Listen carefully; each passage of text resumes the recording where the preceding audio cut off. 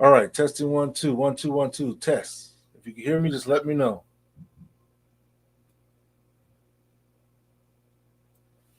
Let me know if you can hear. If you can hear me, just let me know. Let's see, making sure. Let me see this. How's this mic connected? Let's see here. Testing 1 2. It looks like I'm connected. If you can hear me, let me know.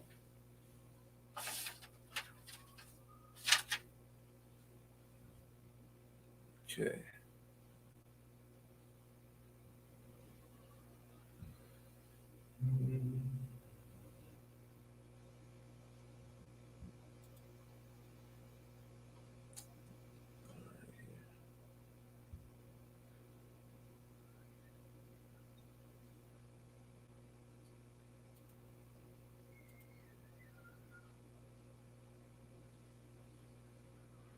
All right. I'm glad you can hear me. Just that's good looking out.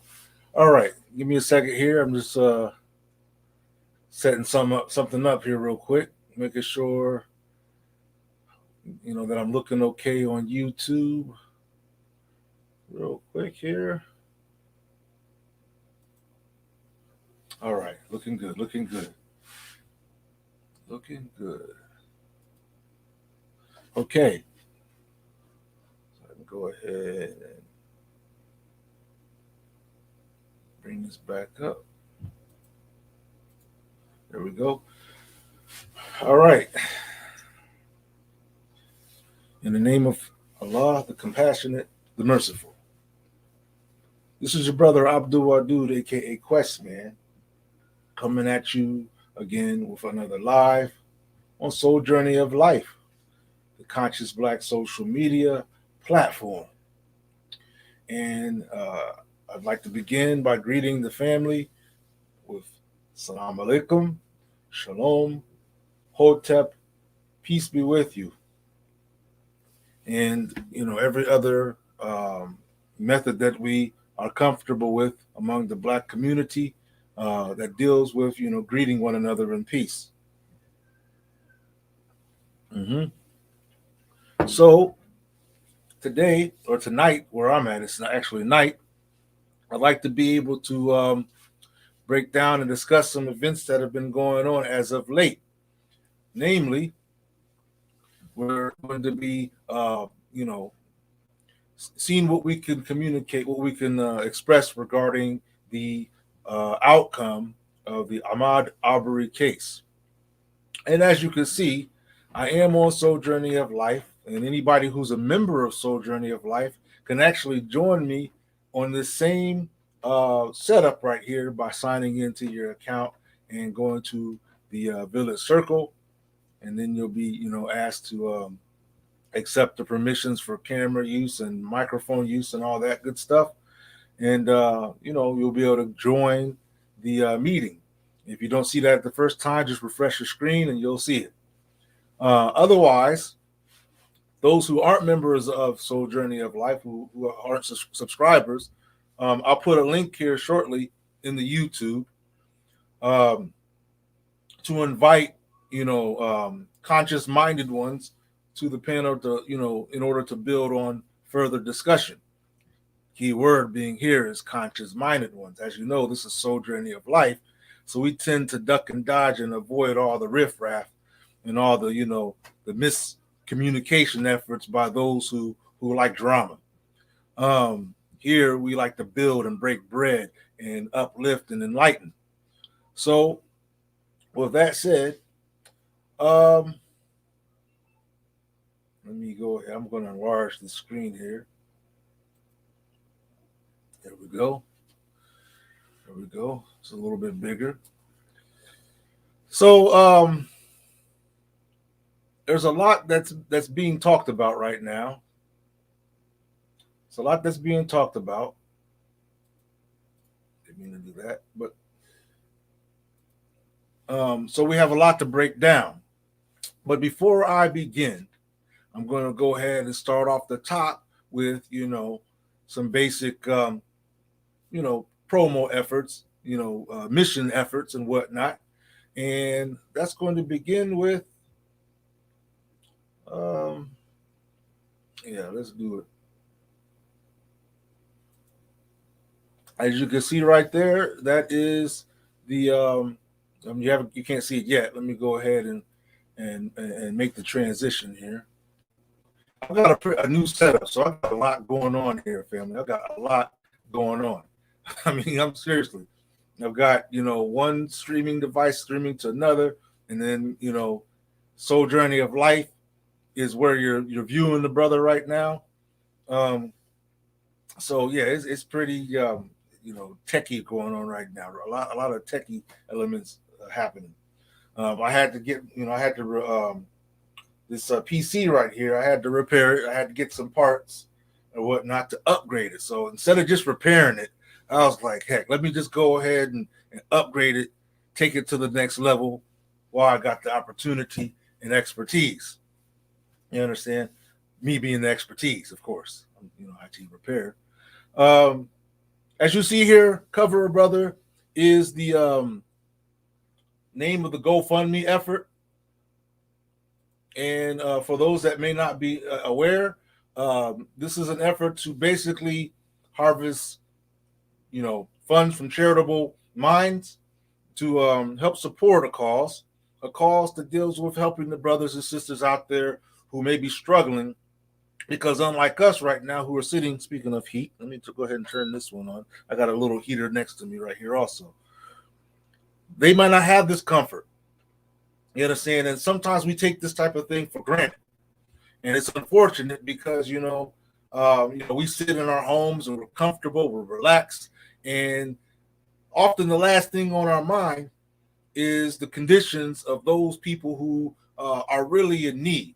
And they may not have the provisions and resources that you may believe or be convinced that they have because of the way society treats homeless people.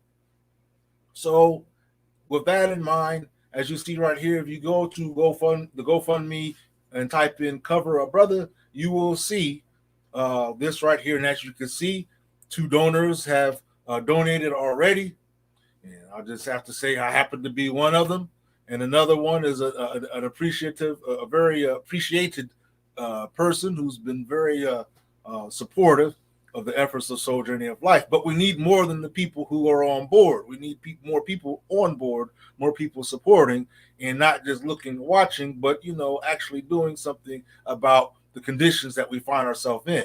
If you are an activist, if you are those standing up for the cause, then let's be mindful of those who suffer the most. You understand? And that tends to be those at ground level, literally, no pun intended, right? So go ahead, make sure you stop by the Cover a Brother account on GoFundMe and drop what you can, because I'd like to be able to have sufficient number by January.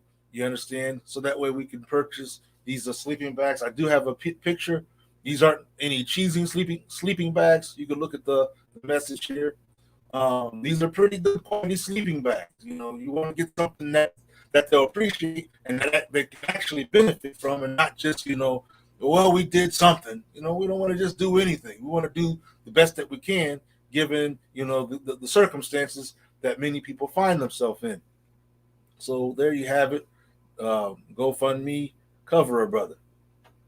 All right. So let's see here. And I'll save the rest for another part in the conversation. But we do have some other acknowledgments and whatnot to put out there.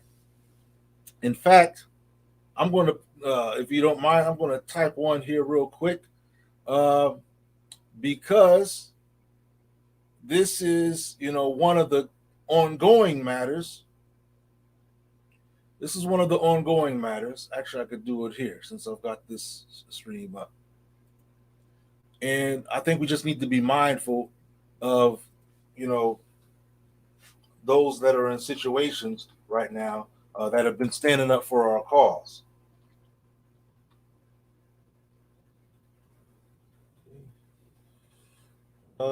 Making sure I've got this right. And I'll check if it's not. Don't hunt me down. But this, I believe, is the GoFundMe for Brother Ozone, aka Otha Wallace. So that right there that you see on your screen is the GoFundMe for Brother Ozone. Do what you can to support that cause. Brother OC the Great has been adamant about, basically, keeping it alive, keeping hope alive, keeping the vision alive, keeping the support alive for Brother Ozone's situation. Now, in addition to him, there's also another. Let's see here. I want to make sure. I got to make sure I've got the right information down. But we can't sleep on this. Like I said, we win one battle. That's the thing I want to break down in this conversation. We win one battle. The fight isn't over yet. You understand? The fight's not over yet. So let's see. The fight is far from over yet, family. We've got our work cut out for us. Really, seriously. And to all those that are in the live right now, let me go ahead and give you y'all's greeting. Again, I see Sister Ann here. Shalom. Brother Gary, peace and blessings to you as well. We've got Sister Ophelia. Shalom, dear sister. Sister Lorraine. Wa alaikum salam wa rahmatullah. Welcome. And if you could, make sure you guys, family, like and subscribe. And share this, so that other people can, hop on in this conversation here, because I think that, like I said, these aren't small matters that we're dealing with. Hold on a second here. I gotta go at it this way.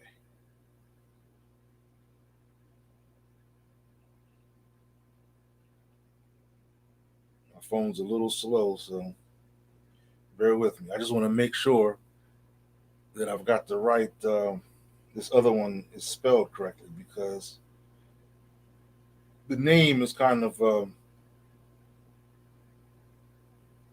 tricky. So let's see.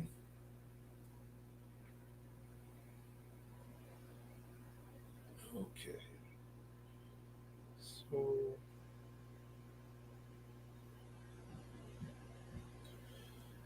right. Oh, there we go. All right. So I'm going to go ahead and put that in there too. And I'll alternate those so that way we're reminded of those as well. And I've still got one more. We haven't even begun the show yet, but I want to get these things out of the way, while I've got some people's attention, because like I said, I'm one of those, you know, that represent the cause on the ground level where people tend not to pay attention as often. We like to watch the big stuff happening, the boots in the ground. But sometimes, you got homeless brothers and sisters on the ground that need us to pay attention to them too, while we're while we're saluting the soldiers. You understand? We've got brothers that are incarcerated that are locked up for standing up. You understand? That we need to pay attention to, and they had their boots on the ground. You understand? So we got to be mindful. We also got a brother, who's actually one of the primary front runners out of what's led to the Ahmaud Arbery success. You understand? Who unfortunately this brother has been silenced because the powers that be, they feel some kind of way when we stand up for ourselves. You understand? When we speak out against any kind of injustice happening against us. And so, I've got to represent that as well. So here is, let's go ahead and hide that one and show that one. Making sure I got it spelled right. Yep, it's spelled right. Okay. That one right there is the Cash App that would help brother known as the Mighty Spite, Brother Spite, also known as Kente Thomas, who was locked away en route to supporting Brother Ozone. You understand? This is a brother who was, like I said, I call him a scholar warrior because not only is he brave and courageous, but he's very intelligent. You understand? He has a lot of learning. They want to definitely get ones like that up off the street because these are the people that inspire. They don't want anybody that can inspire you to stand up for yourself. They'd rather you, get a group of people and come and pray together and hope and wish it away. Wish all our troubles away. Another thing that I think it's very important for us to talk about. You understand? So let's see here. So I got that out there. We got one more, family. Bear with me. One more GoFundMe effort to show and tell about. Go ahead and type that up in here. One more GoFundMe effort to talk about. Let's go ahead and let me see if I can show that. All right. I'm not sure how good your screens are, but hopefully you're able to see these images clearly. This is the Grandmaster J Legal Defense Fund. That's how you'll type it in the GoFundMe search. If you go to the GoFundMe and put in the search, the Grandmaster J Legal Defense Fund. And you'll see this page right here.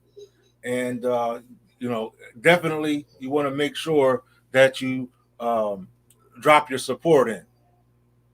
Now, before I continue on, and like I said, I'm going to put some links up to invite, participation in this conversation. But I want to break out some stuff here and discuss some things. I want to try to go back in the past, right? Let me go ahead and clear that away. I want to go back in the past, about a year ago, let's say. About a year ago, right? Let me see if I can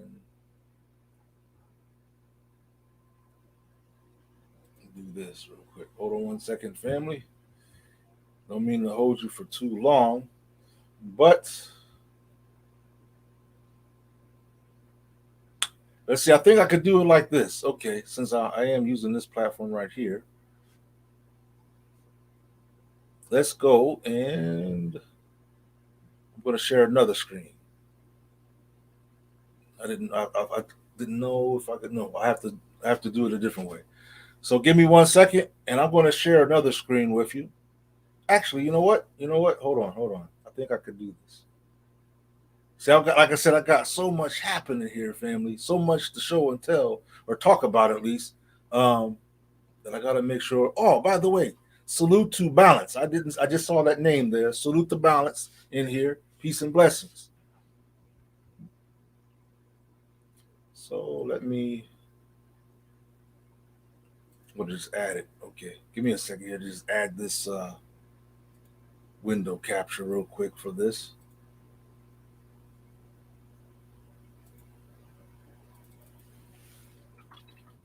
Okay, and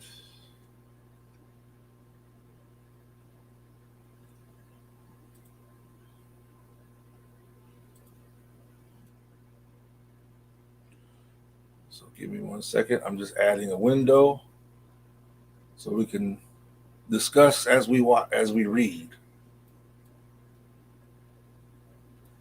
Let's put that there.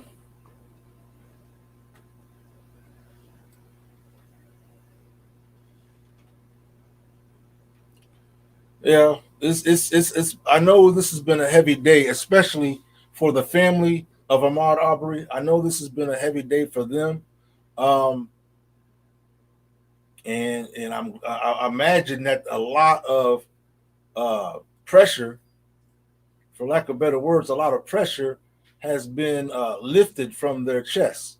You understand? Um, because we have a right to be concerned. I don't think that anybody should be surprised that people, you know, looked at the situation with skepticism before, before the outcome came. So it shouldn't be a surprise that people were full of, doubts, wonder, suspicion, concern of what the outcome of that verdict from those jurors would be. Um, and again, nobody should be surprised, namely because we know what kind of situation we're up against. We know what we've been dealing with, especially during these past years, if not for the past many, many years, counting up to 400 plus, if you want to include it all and be technical. So while I'm talking, I'm actually setting up here so I can make sure that this can be visible.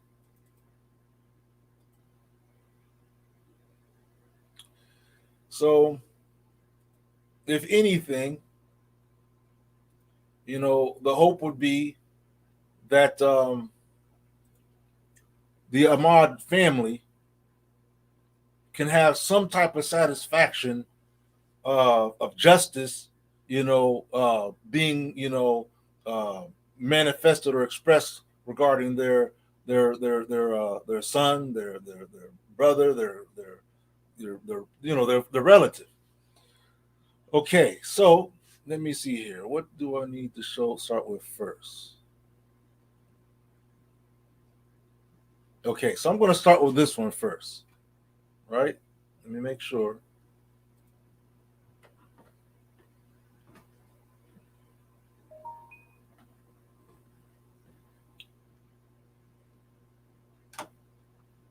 Let's see here.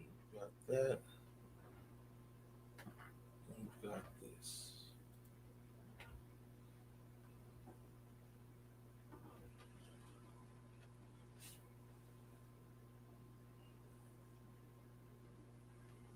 We want to make sure that we're looking at this right because, like I said, many of us may not be aware of, you know, certain ones that were involved from the beginning. You understand? Um, Protesting the Ahmaud Arbery case. And we have to give credit where credit's due and acknowledge those. We want to acknowledge everyone that's involved. You understand? We want to acknowledge everyone that's involved, but I think it's important to point out um, certain specifics here. So let me see here. I have something here.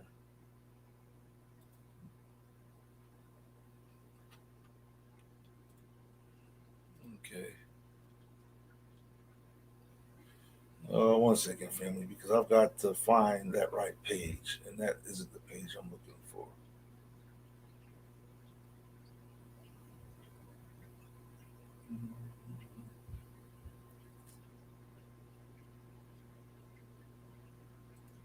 Okay, let me see if I can find it this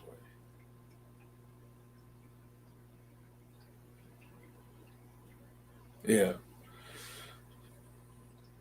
Okay. So if we go back in time, here, I think. And by the way, before I begin reading this, I'm just going to read some excerpts. Um, I'm just going to read some excerpts. All right. Let me. I'm going to before I read these excerpts, I'm going to say a quote here. This article in any video that I show is under fair use. Copyright disclaimer under Section 107 of the Copyright Act in 1976. Allowance is made for fair use for purposes such as criticism, comment, news reporting, teaching, scholarship, and research. Fair use is a use permitted by copyright statute that might otherwise be infringing. Nonprofit educational or personal use tips the balance in favor of fair use. All rights and credit go directly to its rightful owner. No copyright infringement is intended. Okay, let's commence. Technicalities. So let's look at this, family. This is an older article of the Ahmaud Arbury case. And this one here goes back to, as you can see, it was published May 12, 2020, May 12 of 2020. We see that it was updated later. I'm going to scroll down here. During this time, when this happens, I'm looking for something in particular. During this time when this happened, we had what do I want to say? Some. I know what I pointed out. We had certain groups, certain armed militias that arrived there in order to protest the shooting. And if I can find that real quick, I thought I had that up. I thought I had that up here. Here, I'm gonna do it like this. All right.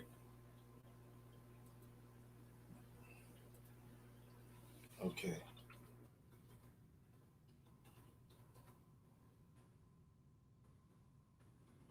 I'd have minimized it by accident and didn't realize it.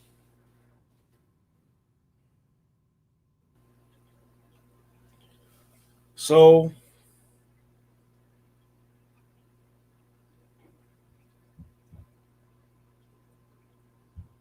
and some things we're probably not going to be able to see on this way. Yeah. My point is, let me break it down like this because I ain't trying to drag this around. I think I minimized that window by mistake, or exited out by mistake. But the point is I want to bring to the light, to the reminder of our attention, because it's easy for people to forget. You know, you understand, especially when they feel it's convenient. It's easy to forget the representation that the black militia known as the NFAC demonstrated. You understand? At the very beginning. At the very beginning. And I really wish I could find that video. I can't find that video to save my life. But here we're gonna carry on. Let me get back to the screen here. There we go.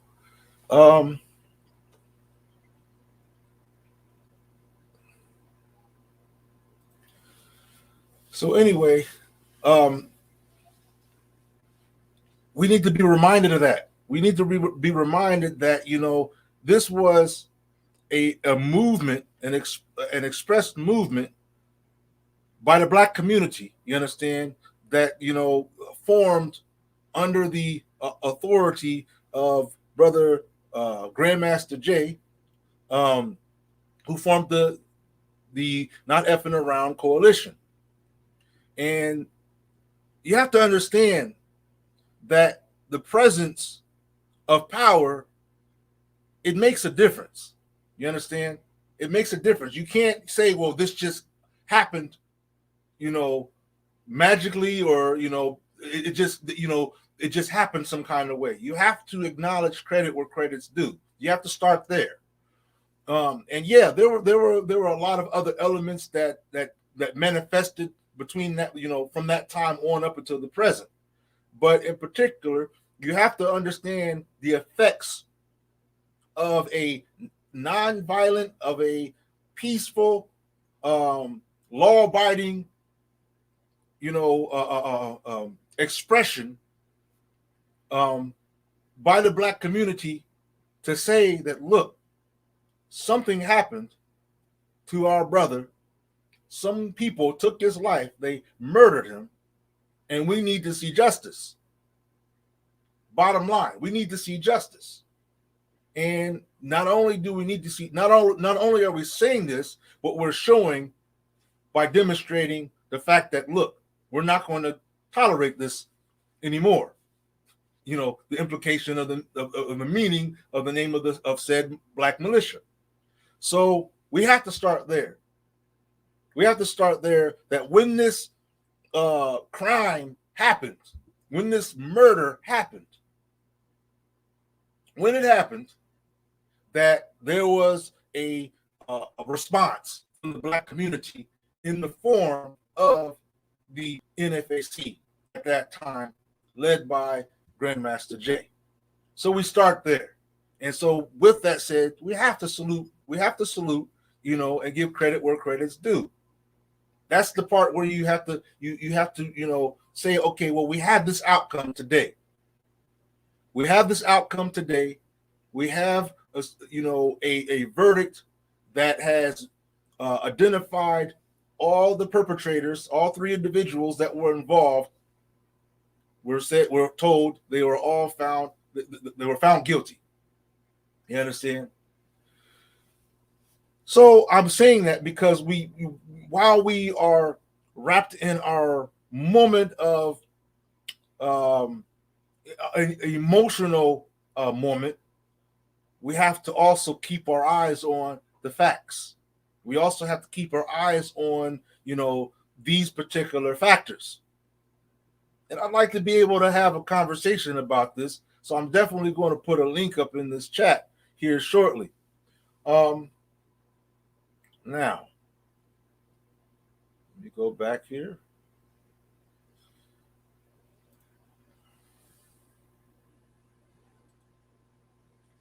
So today, this is what we see.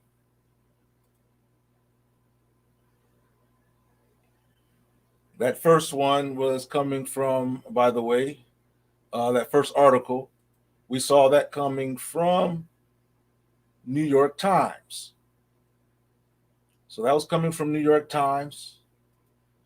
This one here is also coming from New York Times. And here it identifies. Now the reason why I wanted to kind of do it this way, show it to you this way, is because the atmosphere was obviously different when this began. And that's why I'm saying that, you know, it makes sense. The doubts that we have, and this is to any would-be viewers from the white community.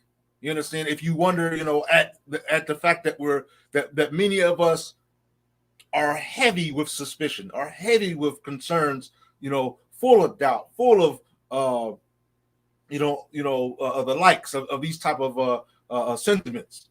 You understand? And then when we look at what we have going on today, we have, the slate isn't clean in the least way, because in light of all that's happened, and notwithstanding the outcome, and the outcome was a favorable outcome, but at what expense? At what cost? At what cost? We have 3 individuals that I can name that have had to suffer as a result of, you understand, protesting, demonstrating, standing up and speaking out, you understand, for the Ahmaud Arbury case, the Breonna Taylor case, the George Floyd case, you name it. And these factors are still prevalent. They're still dealing with pending charges, bogus charges to be exact. And I'm talking about, we've got, the respected Grandmaster Jay, who's been basically silenced, not able to use social media, not able to communicate on the social media platforms, and facing the possibility of 20 years, you understand, for some very bogus claims. And mind you, I don't know if you guys are aware of it, but we had another court case that the community had been viewing, dealing with the I'm gonna pronounce it, Rittenhouse, the Rittenhouse case. And in that case, lo and behold, what do you see happening there? What type of demonstration did the team for Rittenhouse have to use? What? They pointed a gun at the jury. They pointed a gun at the jury, looked in it, scoped it, and everything. And according to what's being thrown at, GMJ, a similar claim. Just something to be mindful about. Just something to be mindful about when it comes to double standards. So yeah, you have that situation. You have that element there that's the past. In addition to that, as you see, I've already put up some of the bears. In addition to that, we've had individuals who had been, outspoken, standing up, demonstrating, such as Brother Otha Wallace, such as Brother Kente Thomas. You understand? These people have become the victims, you understand, of a systematically racist system. You understand? They become the victims through all of this. While these charges, while these people were being taken to task, and they didn't immediately just take them to task. Believe me, we find all kinds of reports where they tried again and again to throw out this case. They tried to make it so that it didn't happen. You understand? They didn't want this to be taken to trial at all. Look at how many times they went for a mistrial in this case. But during all this time that these events have happened, from the time of Ahmaud Arbury, you name, going all the way back into those times to today, we still have victims who were suffering from this outcome, this event. So here, what do we say? It says 3 white Georgia men, and this is reported by Richard Fawcett. Looks like it's, like I said, New York Times. 3 white Georgia men on Wednesday were found guilty of murdering Ahmaud Arbury, a 25-year-old unarmed black man, after suspecting him of committing a series of break-ins in their neighborhood outside of the coastal city of Brunswick in South Georgia. The three defendants, Travis McMichael, 35, his father, Gregory McMichael, 65, and their neighbor, William Bryan, 52, face sentences of up to life in prison for the state crime. I don't know. It seems like they need to max it out. If you ask me, it seems like they need to max it out because, like, you know, put any other person in from amongst our kind into that same predicament. First of all, wouldn't even have gone this far. This case would have been closed, you know, months ago. But what kind of charges? What charges do you think they would have tried to throw at one of us if all the elements were the same? If all the elements were the same when it comes to a case like this. So, enough of that.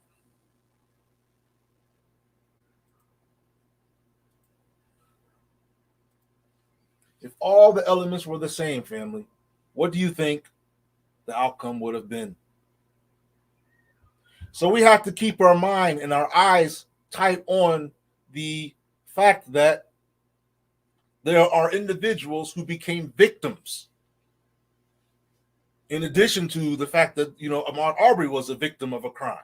Well, further crimes have been committed by the powers that be, by taking the freedoms of people who have done nothing more than stand up for justice. So I'm saying this because, look, yes, let's take our victory. You understand? Take our victory. But like I said in the IG earlier, don't let it get to our heads. Don't let us take our eye. Don't let that take our eyes off the target. Don't let this lull us back to sleep. See, here's the thing. Many of you may know that, you know, a lot of people were out there, including, you know, they made it frontline news. The reverends and preachers that were out there. Think about that for a minute. And this is not to say anything against people who believe as they do or practice their way, but you have to understand the game that the establishment plays and how they utilize certain things. Because where have we seen this before? If you can recall, if you can go back in time a little bit further, they're in the age of the original Black Panthers. When you can go back to the march upon the White House, and at the same time, suddenly uplifted Martin Luther King. And again, this is nothing against even Martin Luther King, because later on he had a wake-up call. He realized that the dream that he had, you understand, wasn't quite what it was made out to be. You understand? But they used the public perception of his movement to squash or to belittle or to weaken the movement of ones like the Black Panther, who were basically, look, we need justice. You understand? We're armed. We're ready to do whatever we need to do to get justice. But when they got MLK out there, they were able to pacify and calm everything down so that all the flames of the fire in Black hearts and minds calmed down. Do you see this? I mean, maybe I'm missing a page, but it seems to me that as soon as these people seem to be on beck and call. You know, these are things. These are like, you know, cards that the establishment, the powers that be, have in their back pocket for when they know that things can take a whole nother direction. Look out the window, boss. I see a bunch of Black folks with arms armed up to the teeth. What's going on out there? I don't know, but hey, hold on, let me check out. Oh, we got some pastors and reverends. Go ahead and call them up so we can get them out there, you know. Yeah, you know, it's that time again. It's that time again.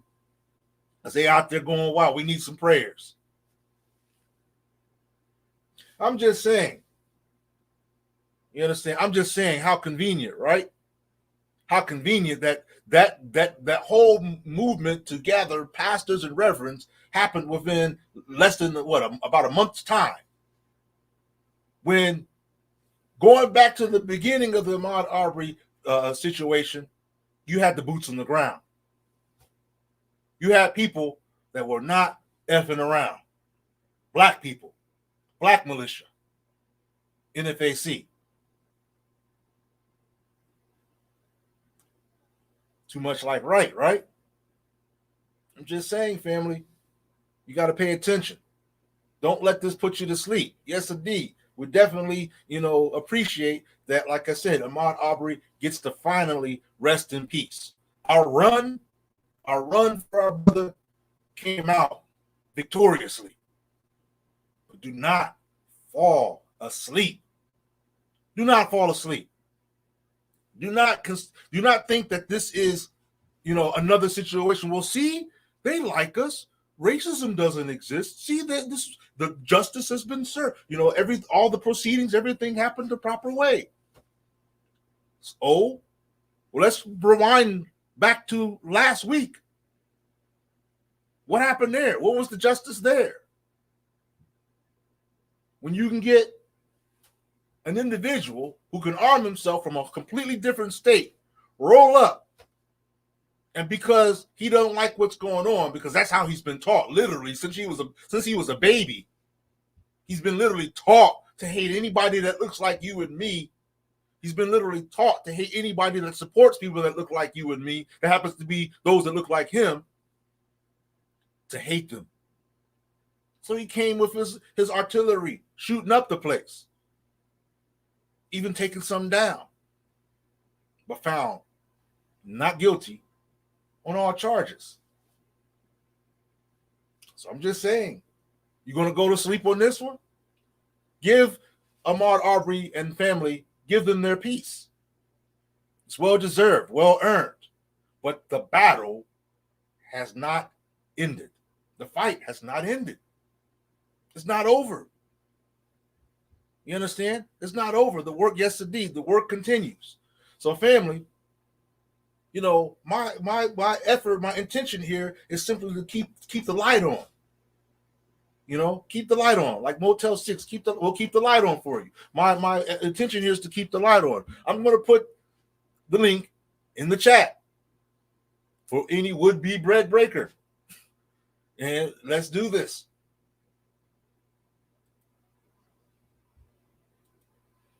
Let's do this. And by the way, if you are a member of subscriber of Soul Journey of Life, you can watch this right from Soul Journey of Life. I'm actually, you can see that I'm filming this from Soul Journey of Life. Okay. So let's go ahead and put this link in the chat.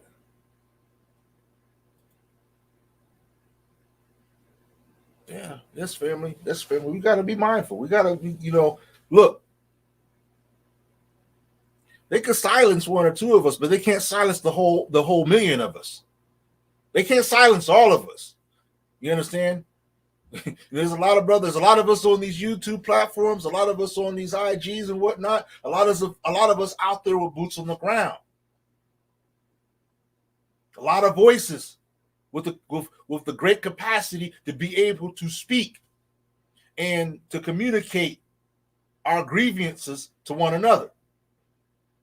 I say to one another because to communicate it to them, I believe, is in vain.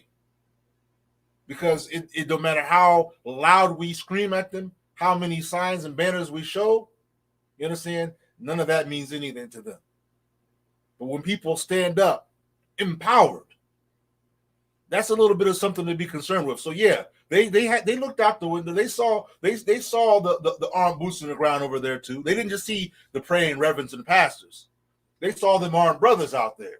I know they wanted when they show you the victory, they want to immediately go to Al and Jesse and all these guys, the pocket cards. You understand? Ha ha ha ha, Jesse. Ha ha Al. They want to immediately go to that. They don't want to bring that. They don't want to nudge that camera over a little bit so you see them boots on the ground of the brothers and sisters, that went out there, to represent. They didn't want to do that, did they?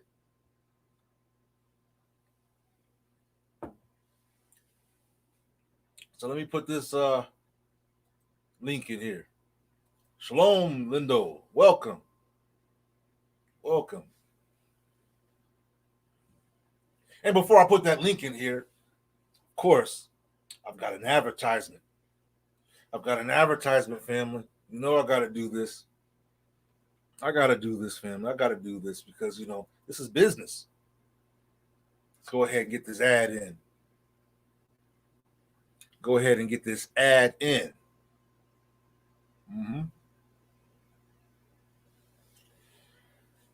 Serious stuff. It's serious. Okay, let me see. I'm going to just do it like this. Put this ad in real quick. I'll be right back. All right?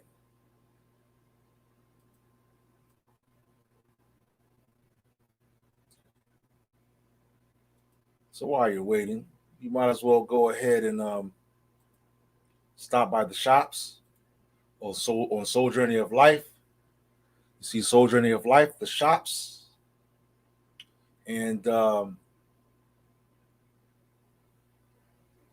me a second here.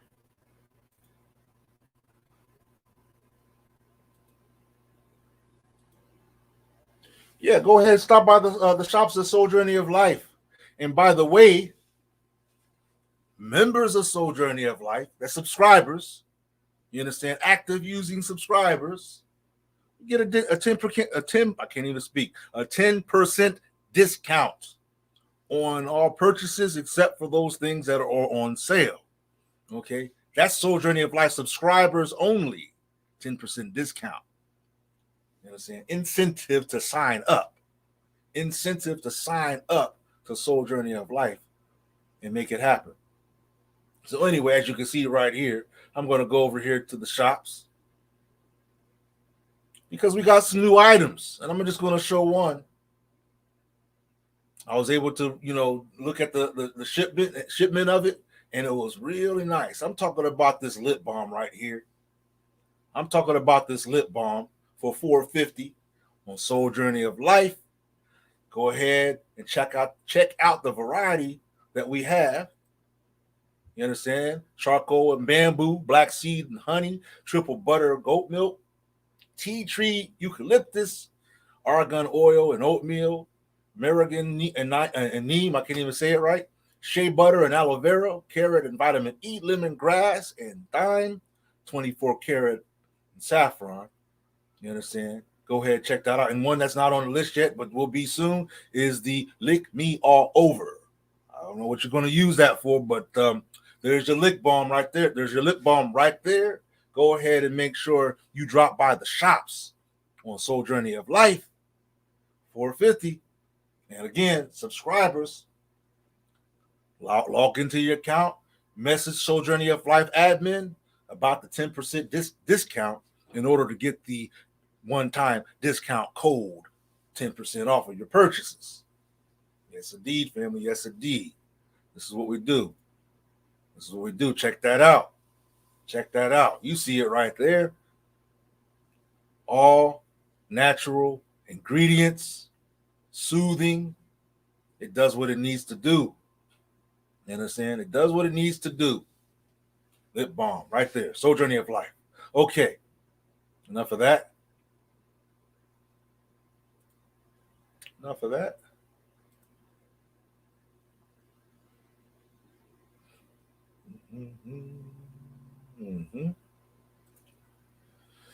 All right, let me get back on here the way I like to be on Soul Journey of Life.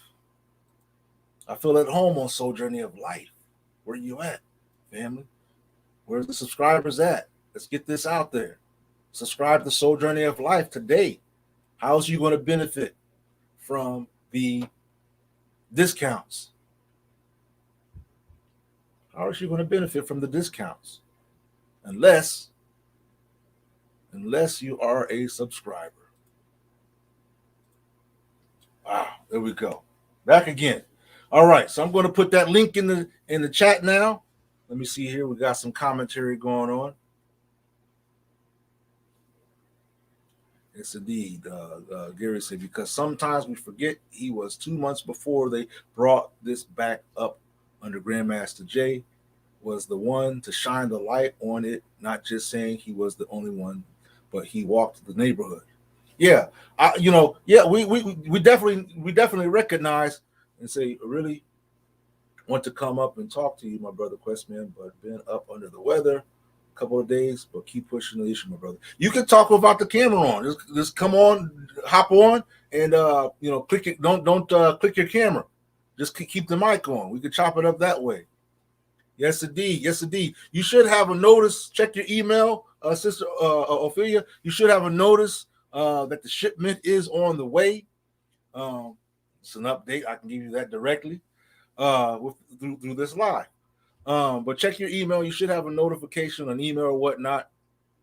But yeah, the next time you purchase, in fact, because you've purchased, there's a discount for you. Unfortunately, they're not. They don't work. They can't stack up. But you can check your packages. Check your package. You should have a discount that was included with what you ordered. There's a discount in there.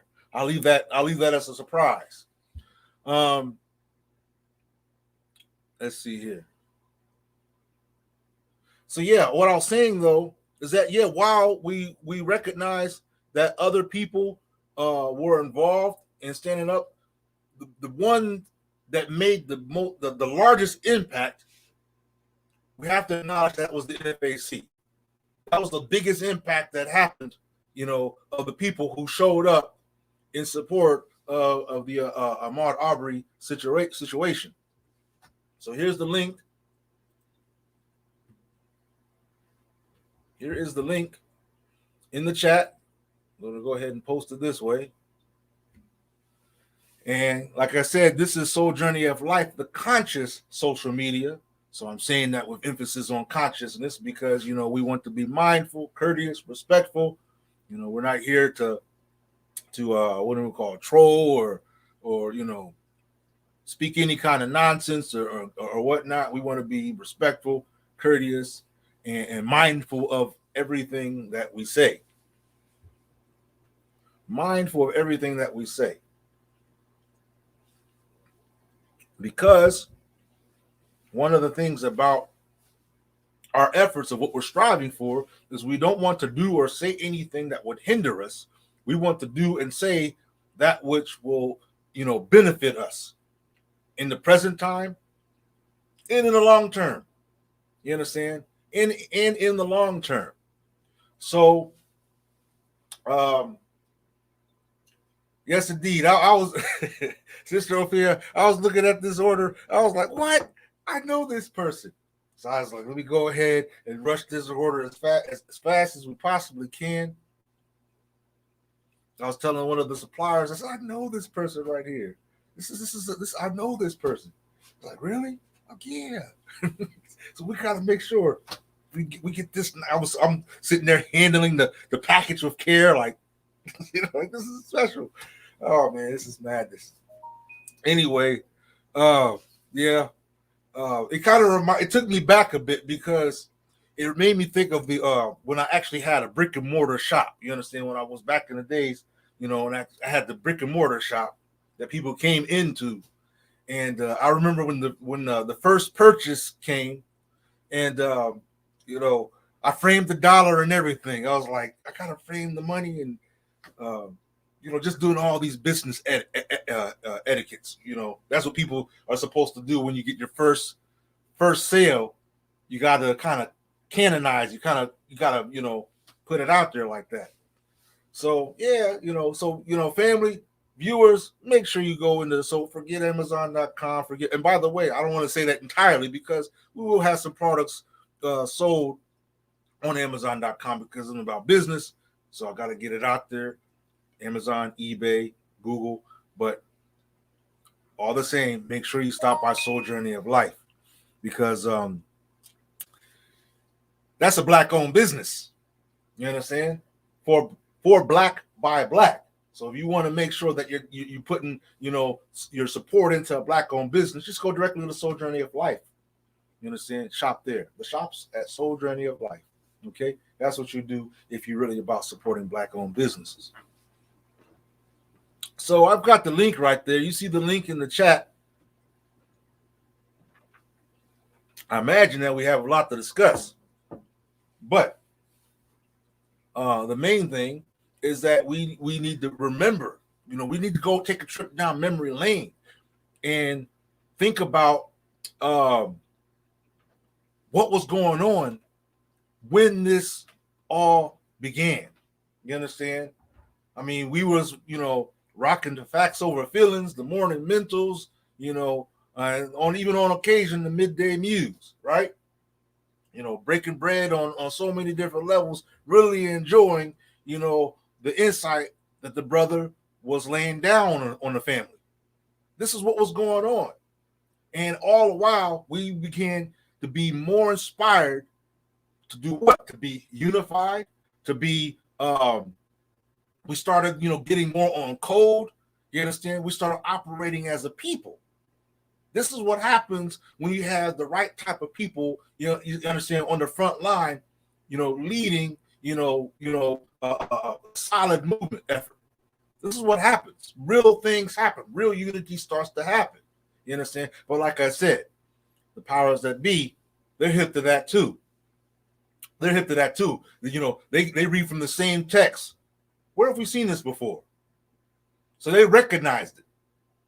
You understand? But the thing is just like technology advances, just like any, any age you have advancements, we have to advance too. We have to advance too. And that's why I say, back in the days, you had Malcolm X, but they assassinated him.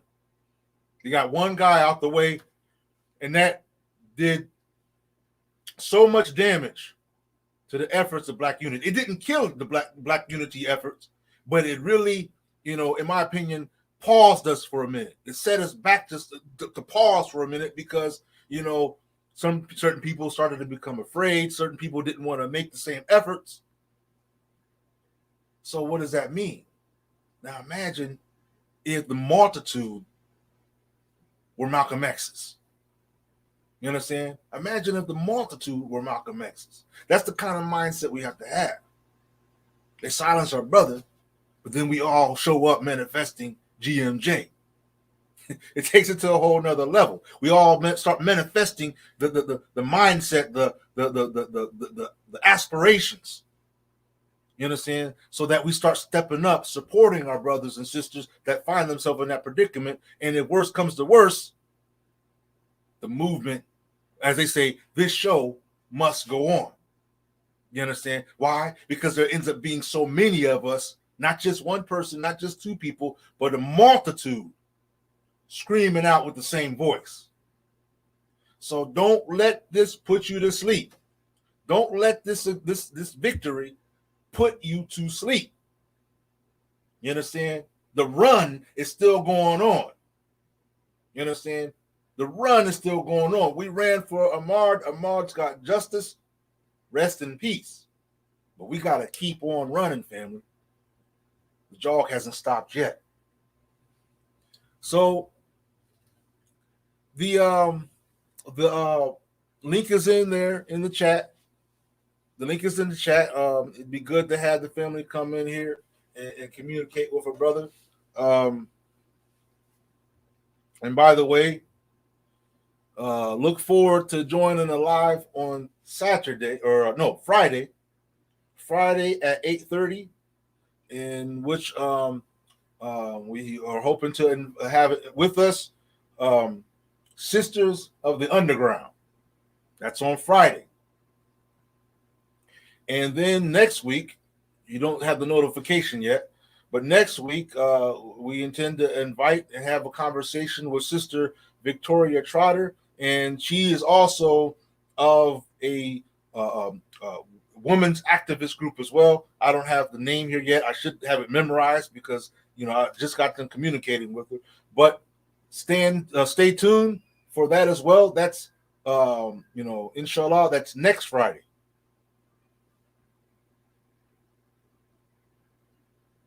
So, yeah, this has been the talk all day.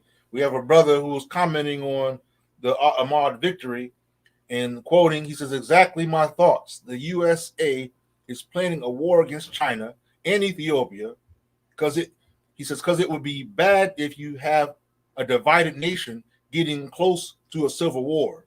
They seem to forget that it can no longer be avoided. Then he, of course, basically, tells you to make sure you got what you need to have, you understand, in your household for your protection. You understand what I'm talking about? And, train up, stay within the law, because we're getting close. He says, all praise to the Most High. Yes, indeed. I definitely agree with the brother.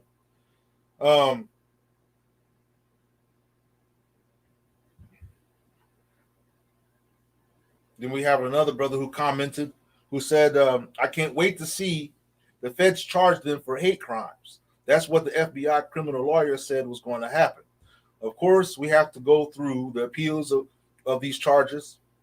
Thanks for the pick quest, man. So anyway,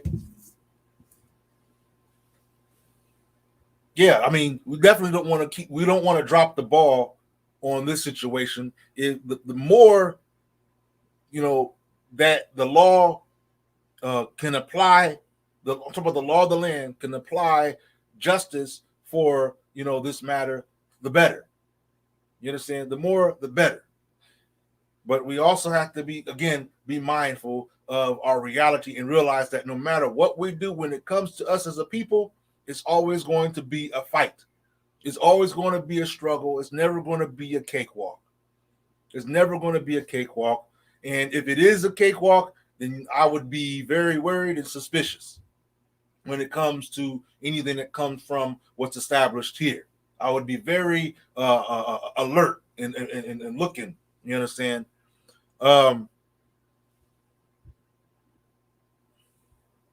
So we're looking to get somebody in this live, family. We're looking to get somebody in this live to chop it up with me about the matter, because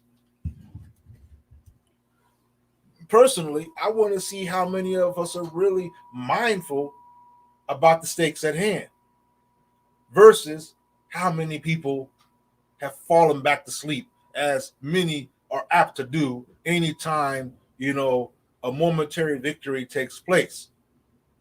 You understand?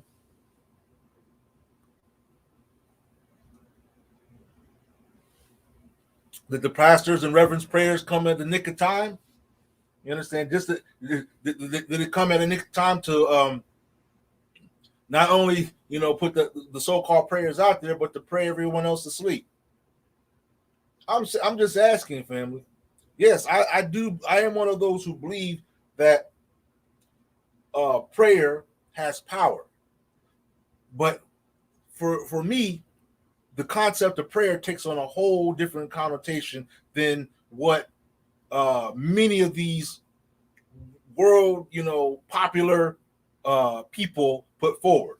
Because it's a conscious level of prayer. It's aware of yourself. It's aware of your being. It's aware of God in you, around you, about you, through you. It's aware. It's consciousness. You understand? And so it takes on a whole nother meaning regarding what prayer is about. Anyway, go ahead, take on this live. Or do I need to put it in there again? No, I shouldn't have to, because I see it right there on the screen. Go ahead and take this live and join a brother, because I would like to have at least one sound-minded discussion before I conclude this live presentation. I would like to have one sound discussion. I would encourage, perhaps might help us get that discussion, if you subscribe, if you share, make sure you click the like on the like button, and let's help get this out there. Let's see here.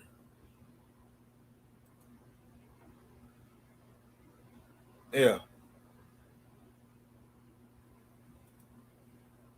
And you know what's funny? What's funny to me in a very sarcastic way is that while this is happening, many of the people who had issues with like the like of Grandmaster Jay in them, I haven't seen a lie from them about any of this Ahmaud Arbery situation. I haven't seen a single lie about this, talking about it, you know, bringing about an awareness, encouraging anything. But I want to give a salute to our brother. He goes by the name of Boss Man Blake, because he's been on top of making sure that the family stays on alert with the updates of the hearing. I mean, he actually watched it all. They actually had a live presentation where they were viewing it. You understand, from day one. I don't know how many days have accumulated. Was it 14 days altogether? But yeah, we definitely want to give a shout out and a salute to that brother, because that was definitely right on time, because not only did it bring the family together to watch, you understand, it was something that it made it, it put it in our circle, you understand, it put it in our circle of discussion, so that way we talk about it amongst ourselves. You understand it? Even though many of the broadcasters feeds that people were using were from like some of these mainstream medias, but when ones like Brother Bossman took it and streamed it, it made it brought it into our conversation. You understand? It brought it into our circle of talk. So that was definitely appreciated, and I got to give a shout out again to Brother OC the Great, because while that was happening, like I said, he had been, he went ahead and dropped another 12-hour support for Brother Otha Wallace. These are the things that went down. Major TV had been on top of these conversations about this as well. So, but these silent ones, man, these silent ones have nothing to say, because their job has been done. Their job has been done. They're not needed right now. Those are cards that the establishments put back in their pockets. You understand? We got to call Al and them out now, because they're getting roused up. All right, so let's go ahead and call them. We'll get you guys back when we need you. If anybody else shows up talking that Black Unity stuff, we'll get at you guys later. That's how it feels. That's how it seems like that these people, I mean, they end up exposing themselves as being the real agents. You understand? They end up exposing themselves as being the real agents, because now that everything is in a compromised predicament, you don't hear anything coming from them, anything meaningful. You gotta find, miscellaneous stuff to talk about now, if they are talking on these lives. Stuff that aren't even factors. Come on, fam, let's get in this live. I see how many viewers we have up in here. That means at least one of them can click this live link, so we can have this conversation.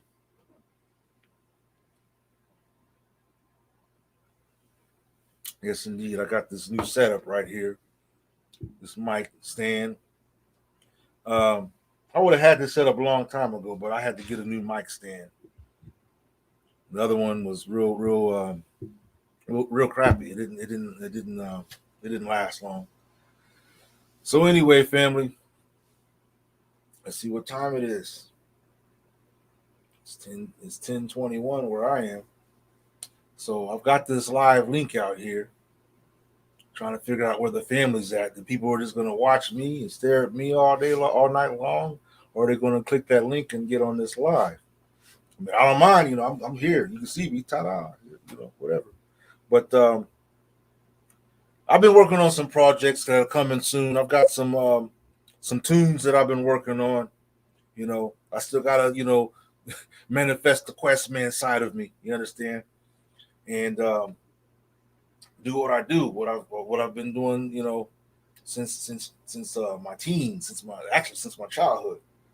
Um, but the way I am with my art is I'm motivated by circumstances that inspire me, and then that's how I derive my content. I don't, if I paint a picture, I have to be inspired. I have to have something that motivates me deeply, and then I say, oh, next thing you know, I start painting a picture, or I start writing a rhyme, or start, writing a story or something. That's how it happens with me.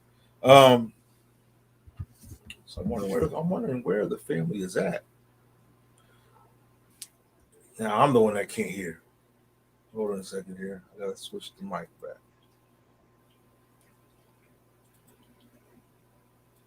Okay, testing 1 2.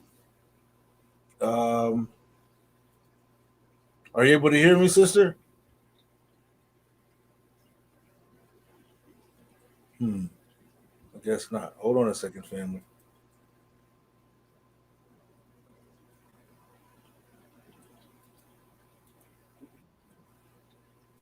Testing 1 2. Can you hear me? If you can, please let me know. You know what I think I need to do?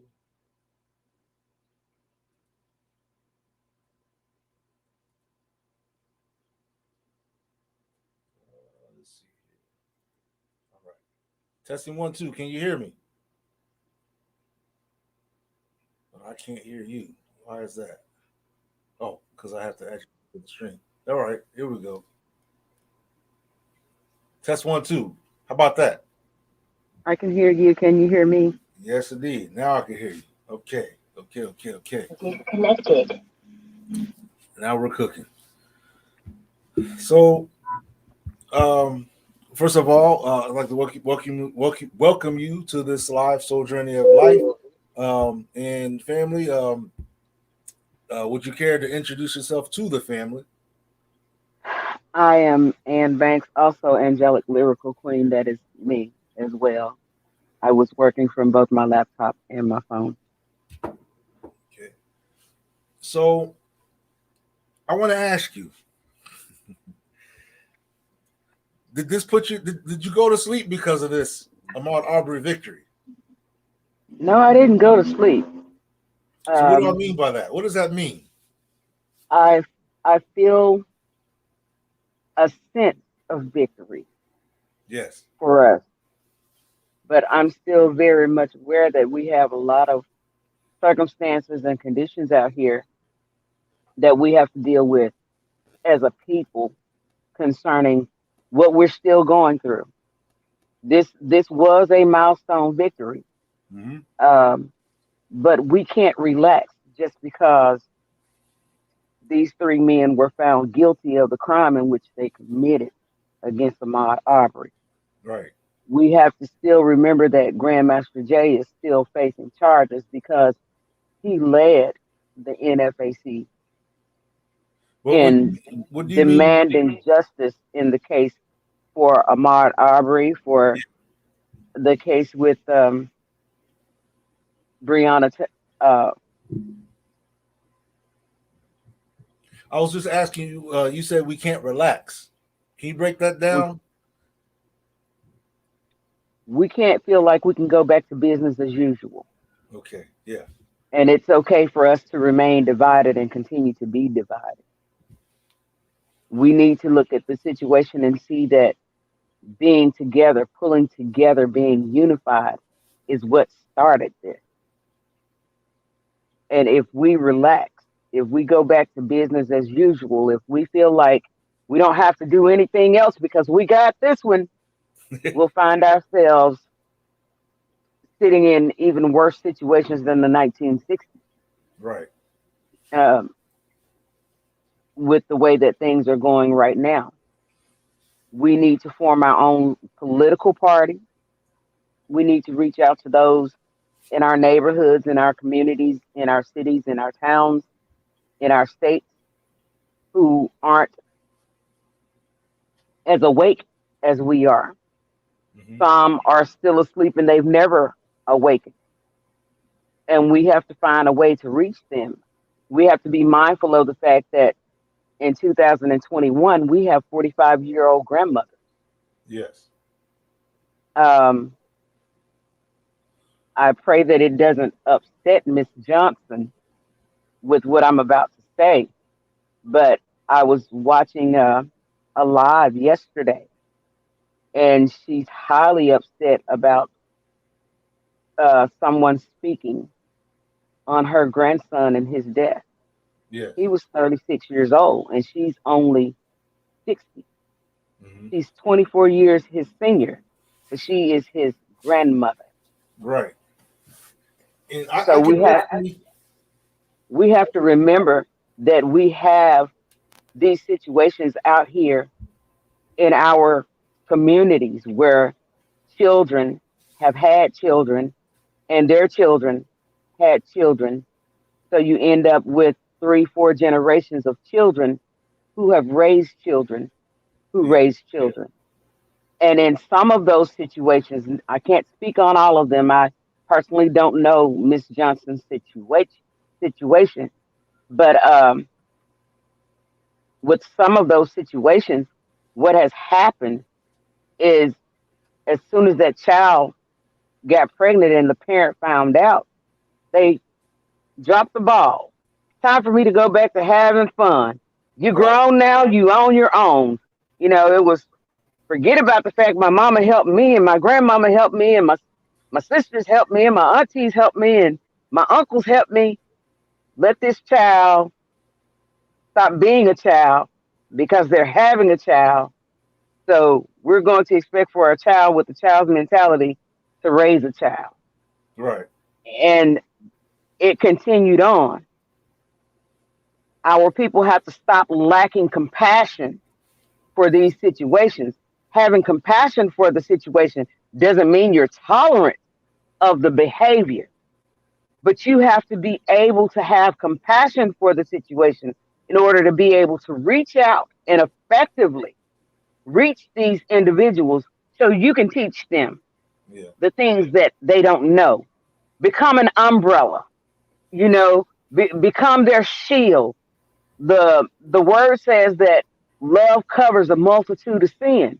And many of us talk about how we love being black and power for the people and I love my own and it's all about this melanin. If you're melanated, I'm for you, I'm with you. But as soon as you see something that's distasteful, you don't think about what caused this individual to be in this situation. Right. What happened along the way that they didn't get what they needed to keep them from taking this route. So my plea to our people is please understand first that there's something that happened in everyone's life who's gone down the wrong path, who's still walking on the wrong path, who never got that turnabout. Something happened in their life to put them on that path. And if they didn't learn the things that you learned in order to sway them away from that, we can't hold them accountable for that. Right. Although the law says that ignorance of the law is no excuse and they hold you accountable for what you don't know, morally, that's not right. Because I can't expect for you to do a right thing if you don't know it's wrong. Now you mentioned politics, right? Correct. Now I know that there's a significant number of us um, that that that have different views for or against. What what part or what effects can we realistically take on in the political arena? And for some of us, it's an arena. What effects can we take on in light of all this to increase our influence politically? And this, I would assume that we're both speaking about in accordance to the system of the powers that be. Correct? Okay. Let me give a little bit more clarity. Because, first of all, first, we all know that well, maybe some people don't know, but many do know that what Grandmaster Jay was working on was having us declared an independent nation, Right. prisoners of war within a nation. Okay. And that is exactly what we are. Some Right. of us were already here. Others, our ancestors came across the Atlantic during the slave trade. But we are nations within a nation in captivity. We remain in captivity. We are yet not free. And what I mean by forming our own political party is first we've got to get together within our community. We've Now, got to get together within our communities and educate one another. We've got to sign the petitions in our own communities. And then we have to reach out to that next sector. We need somebody in the community to start gathering signatures and saying, we've got to educate people first. And then we began to gather signatures, write it out in detail as to what we know, not just what we believe, but what we know. yeah. That we were never released as prisoners. What happened was they used the elephant on the chain for our people. You know, you got this elephant on this chain and he's locked down and he can't move and he gets used to not being able to go any further than what that chain allows him to go. And what they did for us was they just made the chain longer. Right. And they used translucent material so that we can no longer see the chain, but the chain is still there. Right. Because they use the system, one, to turn us against one another. If you've got more money, if you have more money than the next person, then they're less than you are. Right. If your skin tone is lighter than the next person's, then you're better than they are. If you can dress better than they do, then you're better than they are. If they're a garbage man or if they're a mechanic or something of that nature and you're a doctor or a lawyer, then you're better than they are. Yes, yes. They took away our equality that we had when we were segregated. When we were separated, we were more unified as a people than we are now, because I remember being a little girl growing up in the 70s where all of the family would pool their money to send one.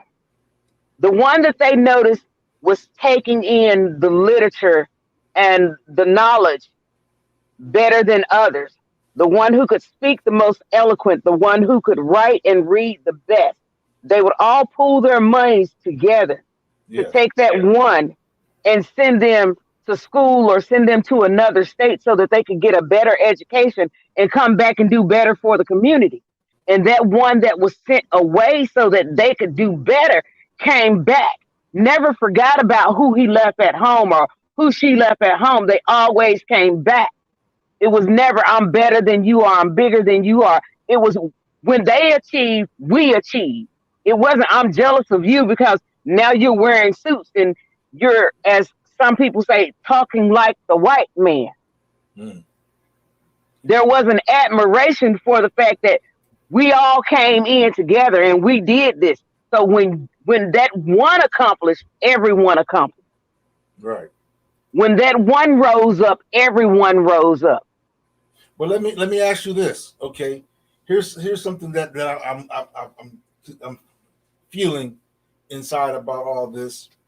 It's like, you know, our efforts are in a certain direction, and this ties into why self-determination, liberation, and all these terms play an important part in my, you know, thinking. Right. In our effort to move towards a greater, more realistic unity, what you can have or what you may find in our victories, such as what we have here, are in other ways, efforts that keep us more, uh, as you would put it, shackled, invisibly shackled. You understand? To where we become no further towards self-determination and closer to further control under the establishment that be, you know, the powers that be. You understand what I'm saying? Instead of us advancing in what we've, you know, been striving for since we've been in this land. You understand? We constantly find ourselves in situations. This is why I have a problem with the pastors in reference that showed up, because these are all the same types of gimmicks and games that we've seen again and again and again and again, mind games that keep us sedated.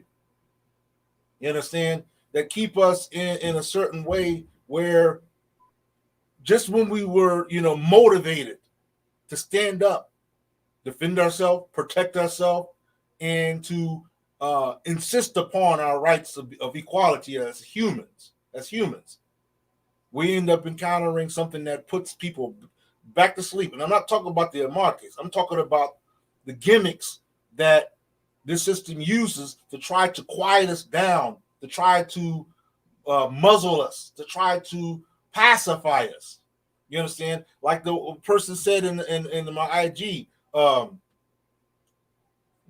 there's war that's building up, China and whatnot. And the last thing the establishment would want is internal division. And this has been clearly something that's been brewing. So, as one person would put it, this is chess, not checkers. We clearly, if you observe, you clearly saw moves being made in a certain way. These people have, I mean, this what I don't call it, this pastor movement. This is a recent event. You understand? Literally, you started sawing it germinate within a month's time. How convenient. Well, the thing with the pastors, just in case you or others aren't aware of this, let me explain why the pastors were there. Okay. The defense attorney publicly made the statement and asked the judge to forbid any other pastors from being able to come into the courtroom. Yeah, I remember that. So the attorneys decided, since they don't want any more attorneys in here, we're going to bring in as many as we can. But here's the thing. Knowing about that, what we have to do is we can say, okay, we can see your reasoning for doing that in the courtroom. Yeah. But we also see another side to this thing, okay? Okay. We can also see another side to this, and we see it as them knowing that that's what you were going to do. Yes. By you doing that, then those pastors coming in can be used to control everybody else.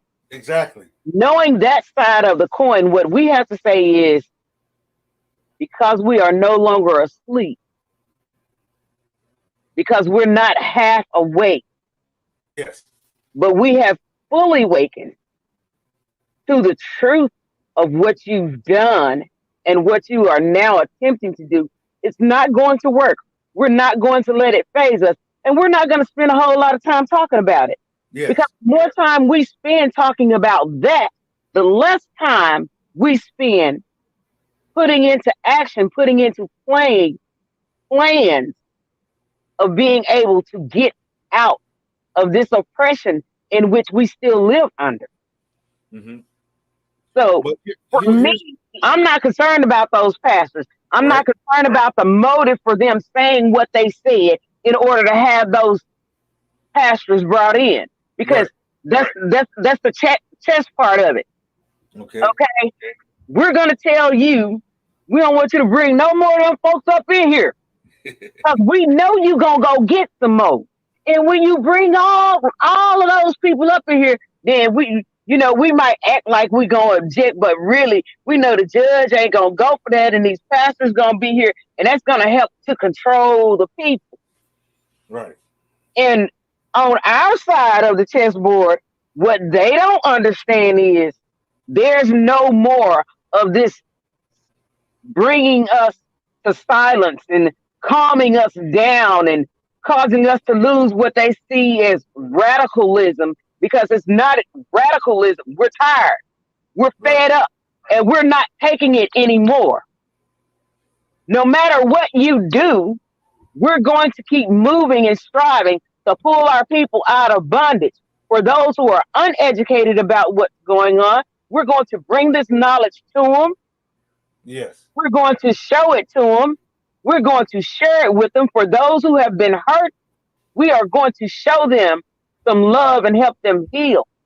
For those who have been without care and understanding, we are going to show them some love. We are going to show them some compassion. We are going to show them some care. And we're going to let them see that what's in our heart is real. And they don't have to live the way that they've lived in Babylon anymore. Because that's what our problem is.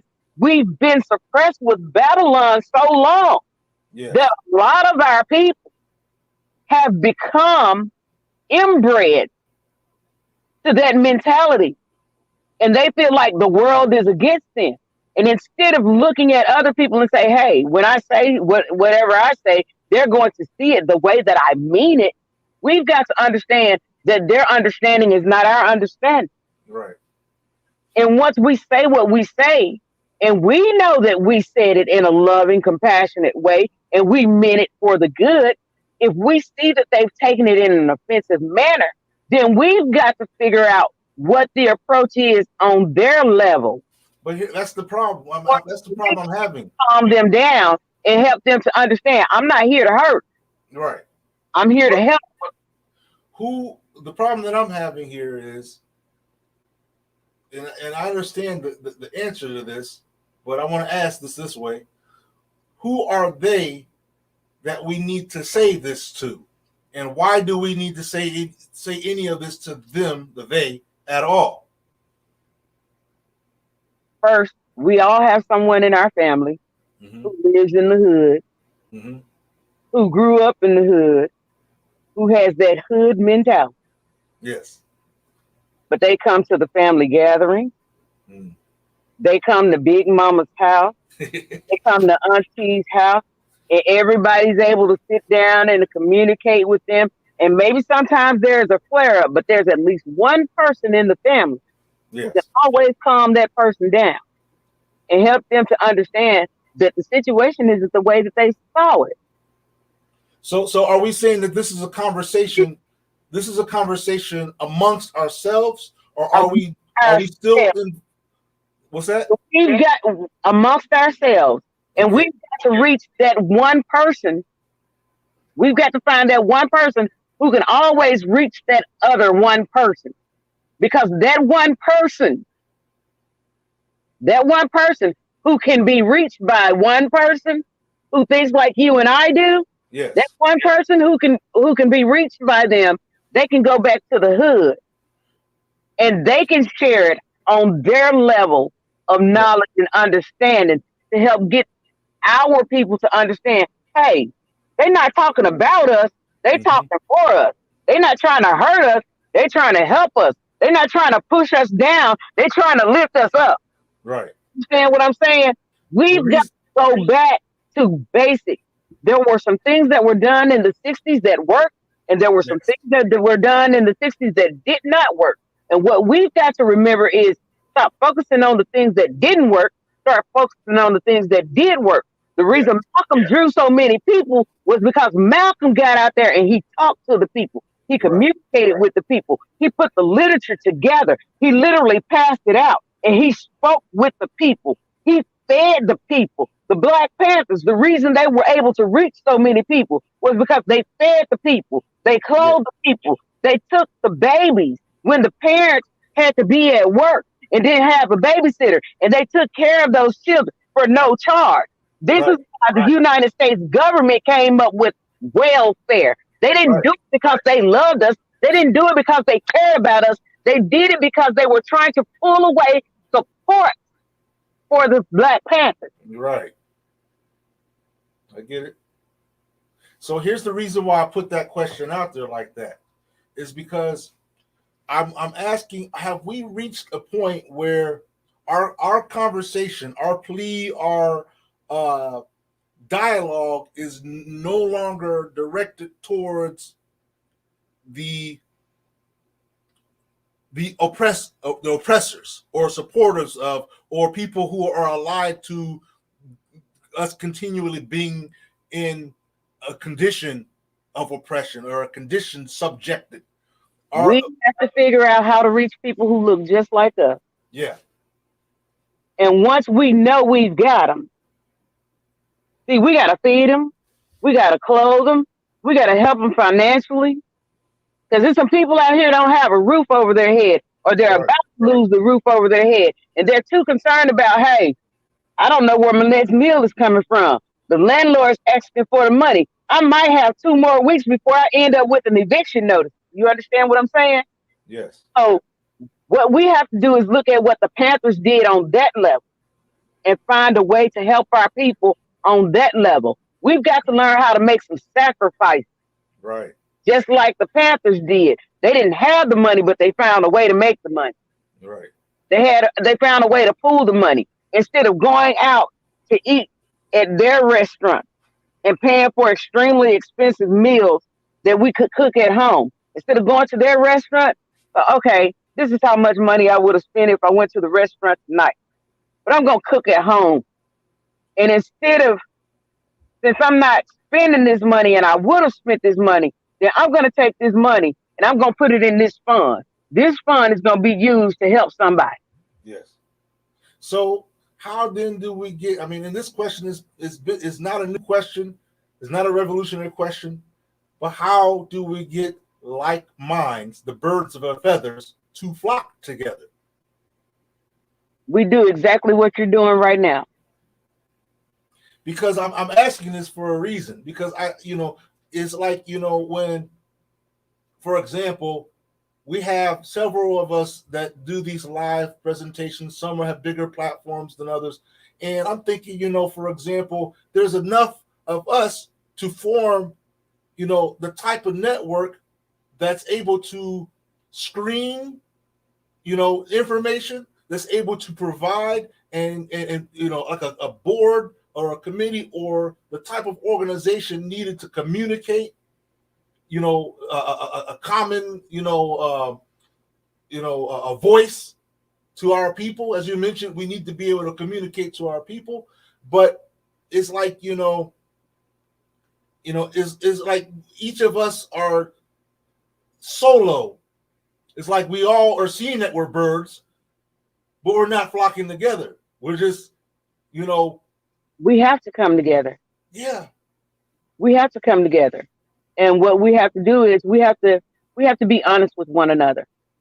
If there are those of us who are in financial distress ourselves, but we have the mindset to help the people, when we start coming together behind closed doors, not on these national platforms like YouTube, when we come together and we start communicating with one another, we need to be honest. This is what I desire to do. This is what I know how to do. Yes. This is what I need to be taught about how to do. This is my financial situation. So if we set up a meeting, right? What city are you in, Questman? Cleveland. You're in Cleveland, Ohio. I'm in Memphis, Tennessee. Yes. If you're in a situation like me, because I just had a situation to take place. I won't say exactly what it is, but I just had a situation to take place in my life. If you were to say, well, Sister Ann, I'm talking to some people and we're talking about, we're going to meet at the halfway point between Memphis and Cleveland, Ohio. Right. You get there. I have to be honest with you and say, Questman, I want to be there, but unless there's somebody coming through my city who can allow me to ride with them and contribute to the gas fare, and I don't know how much that'll be, unless that's the situation, I won't be able to attend the meeting. Yes. And maybe perhaps you know somebody who's going to be coming through my city, and they'll accept me being able to give them 40 or 50 bucks for the gas fare to make it to where you are for the meeting. You understand what I'm saying? Yes. But if I'm not honest with you and I say, okay, Questman, I'll be there, and then day comes for us to meet, you're looking for me, I'm not there, you're calling me, you can't get me on the phone, I'm not answering you on social media. That's pride. We've got to put our pride aside and be honest about our situation when we start Exactly. talking to one another off of these national platforms and tell the truth about what, you don't have to say, hey, well, this is what's happening with me in my life. You have to be honest and say, listen, financially, I can't afford to do that. I want to be there. Right. I truly, honestly want to be there. And by the way, to the viewers that are watching, the link is there for anybody, any would-be individual that would like to join this live conversation. The link is right there. I'm gonna make it visible again. There we go. So it's there. You're definitely invited to partake in this conversation. It's building on quite a bit of different things, primarily those things that revolve around the event of Ahmaud Arbery, the outcome, the things that led up to the outcome, things of that nature. And speaking of which, so we have ourselves a victory, or should I say the family of Ahmaud Arbery has a victory, but can we break down the nature of that victory? What makes this a victory in the family of Ahmaud and in the Black community in general? And another thing that we have to do, Questman, another thing that we have to do is we have to not be so easy to be angered. Yeah. Not be so easily to be angered. Stop looking for ulterior motives from those who are trying. We've got to get away from celebrating their holidays. Yeah. We have got to get away from them using us to fatten their wallet with Black Friday and whatever else they have going on now. These gimmicks of holidays that we're not supposed to be celebrating anyway. Right. You can always choose a time when you desire to fix a nice meal at home or have a barbecue or a picnic or something of that nature and invite the entire family over just to love you, just to say I care. Just, hey, I want to know what's going on in your life. How are you doing? You don't have to do it when they tell you to. That's their appointed day. And I'm to celebrate it. I'm still all for us as a people. Here's the thing that I really appreciated out of ones like Marcus Garvey, real quick, is that he produced a national flag. Why am I saying that?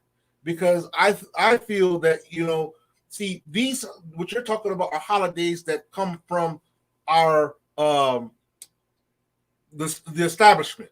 You understand? Correct. If we're really about any sense of unification, why don't we start branding or manifesting our own culture or our own holiday, if you would, that manifests from us and has nothing to do, it wasn't suggested by anyone else. Kwanzaa is an example of a sort of something that came from one of the people of our ranks. Now, I know there's a lot of story and elements around the individual who is the source of that, but it's a leg in the door, if you ask me. But I say I feel that, or believe that, we should take these things a step further in our effort towards self-determination, of really manifesting things that are strictly, specifically for us, by us. So, for example, we have this day that's coming right around the corner. You understand, that everybody's getting ready to fatten themselves up with, about to eat that bird, right? But we all know the history, or I don't want to say we all know, many of us, some of us perhaps, know the history of how this day came into being. And it was basically a ruthless day originally. You understand? Exactly. A ruthless day. So Their holidays are. yeah. So I'm saying for us to put, to put a halt to all of these foreign holidays, these foreign unholy days, okay, to in our effort to revolutionize ourselves, to manifest, to elect, to vote, or to put forth something for ourselves, and in such a way that cannot be hijacked. You understand? If you remember earlier this year, the guy in that house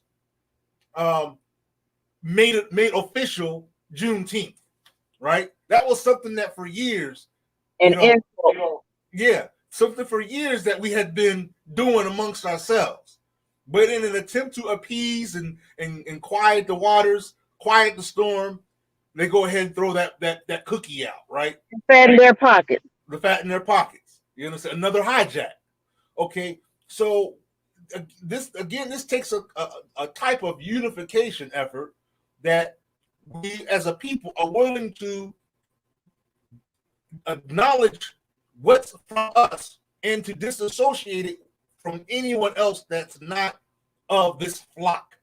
You understand? So, for example, if we had National B1 Day, you understand? I'm just making something up, with terms that we're using. B1 Day, right? Obviously, if you're not capable of being B1, it doesn't pertain to you. Nor are we looking for any authorization from anyone from amongst the ranks of any would-be oppressive or systematically racist system. You Correct. understand? But this is strictly, purely 100% organic black. You understand what I'm saying? Come together behind closed doors, sort of an underground, out of the forefront of their eyes, and do our own thing, where we're educating one another, not to say leaders, but individuals who are willing to go out and each one reach one. Yeah. If we can reach one, we can teach one. And then our job becomes, as we reach them and teach them, we tell them, now it's your turn to go out there and reach one and teach one. We've got to go back to that. We've got to go back to basics. Yes. Each one reach one, each one teach one. Doing for self, doing for us. As we do this, we're formulating what it is that we are setting out to accomplish and achieve. We are putting it in print, and we are starting to sign our signatures. As we reach one, we get them to sign their signature. As they reach one, they get them to sign their signatures. And when they look up, boom, they have no other choice but to acknowledge us, because as a whole, collectively, we've come together and we've gotten the majority of our people, because we know there's some that they're just going to be Sambo anyway. Yeah. There's some that are just going to be Sambo anyway. Well, we've reached the majority of our people, and we've got these signatures all collected together. Yes. We have the ability to go before their system and say, this is what we have.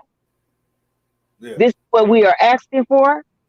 And this is the only thing we will accept. There's nothing else that you can give us or do for us that will appease us.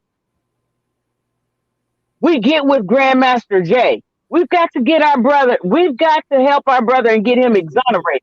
Yeah. We with Grandmaster Jay. It collectively come together. If Farrakhan and the Nation of Islam can bring 1 million brothers together for a march, then we ought to be able to bring 1 million unarmed and 1 million armed, legally armed citizens together.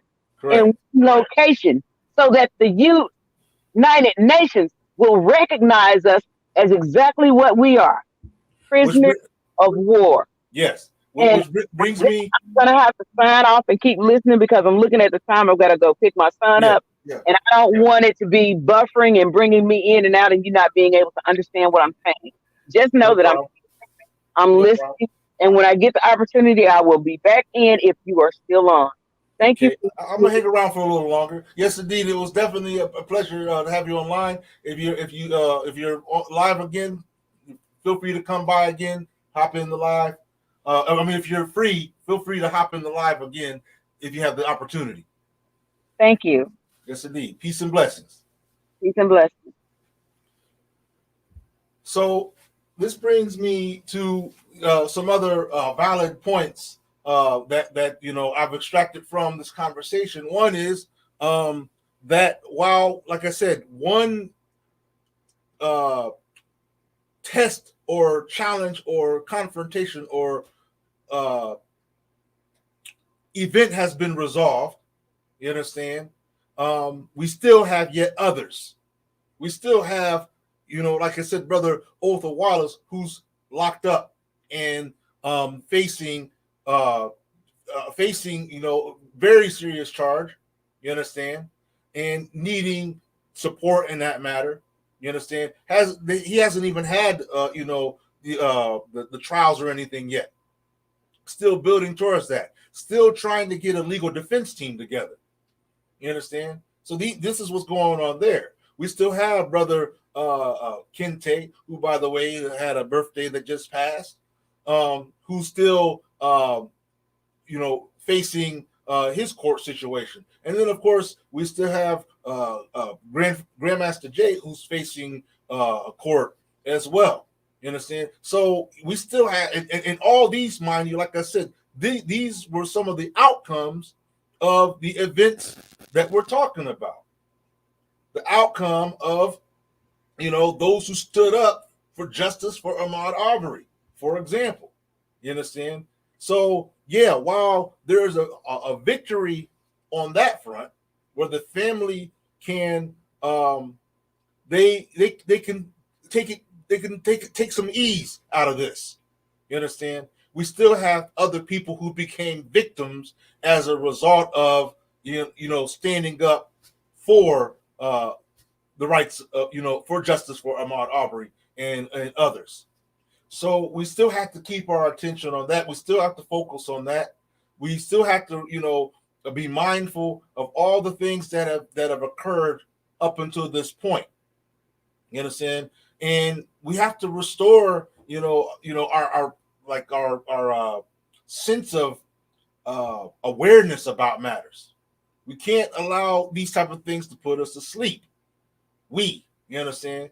And like I said, I understand these sound bites are hard to, come by in the community, in many of our communities, because we've become so isolationist.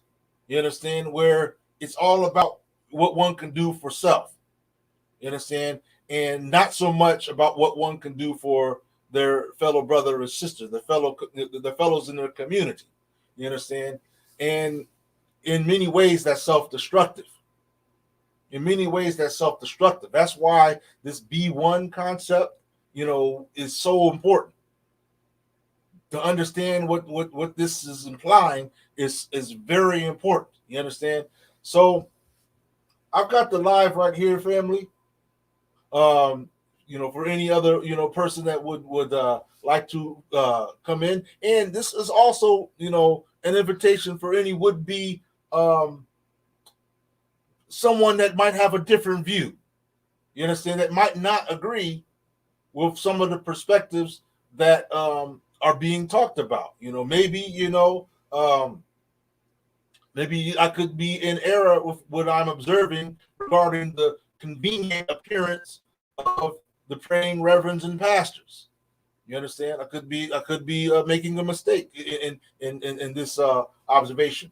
But like I said, for me, I'm merely sizing it based upon history, me seeing similar behavior, by the powers that be in our past.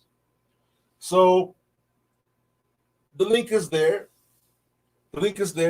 And I'm going to try to real quick, if you don't mind. I'm gonna play that song again here shortly, but I want to see if I could play it and where it's audible. Because I think the problem that I had is when I shared that screen, I didn't select where you could hear the sound. And I think because when you try to share a screen, it'll ask you if you want to share system audio, and oftentimes I forget to click that X box, that X. So anyway, family, I still believe for one that we still have our work cut out for us because, you know, just some of the I'm not talking about just the bigger picture, but I'm just talking about the immediate things going on. Which, by the way, I believe it is December 4th that we have, you know, some events taking place regarding Grandmaster Jace. Make sure you stay tuned and take a look at that. Now, unfortunately, I myself won't be able to attend. I've got some other engagements to attend to at the same time. And I was like, wow, it just happens to be the same exact date. What are the chances, right? What are the chances that, you know, something could happen in your life, and then something that you feel is also important to be a part of is happening on the same date? I'm like, oh man. And then not only is it on the same date, but it's in two completely different locations. So I was like, oh, this is because, you know, I'm definitely one of those who in any other situation, you know, like I said, you know, I believe that, you know, we need to definitely, you know, give our support to this brother and try to, you know, do what we can to speak out and get these bogus charges dropped. That's the bottom line. We need to get those charges dropped, which will be another victory were that to happen, and not just any kind of victory. You have to understand the levels of victory that would manifest out of each of these scenarios. You know, a victory for Ozone, a victory for Spike, and a victory for GMJ. These aren't any small victories. These are national victories. Yeah, they're one individual. They're single individuals. You understand? But these are national victories that can affect each one. Try to measure it out for size this way. Here, you've got two events that's happened within the past week. Yeah, you got the victory of Ahmaud Arbury. Then also before that, what I would call the failure of justice. You understand? If there was any justice to be had in any case in this method anyway, a failure of justice when you can basically allow a person to go scot-free after having shot up protesters. You understand? And the person is free of all charges, no crimes committed. To me, that still shouts a ginormous problem that's on top of problems that we already know are existing right now. You understand? And it's one of those type of situations that, you know, I believe that those people who have the proper knowledge really need to look into. Yes, indeed. Exonerate GMJ. Most definitely. Family, the invite is there. The live invite is there. Come on in and take that invite if you would. The sound of the music, and that's coming through the same system.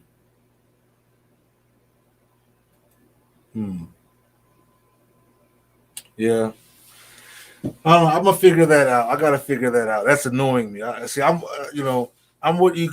Some people, you know, we have this element where we're like a perfectionist. Or when something goes wrong, it'll bother us and bother us and bother us until we find a solution. Like even during this whole conversation that we're having, in the back of my mind is the knowledge that the sound wasn't able to be heard when I played those videos.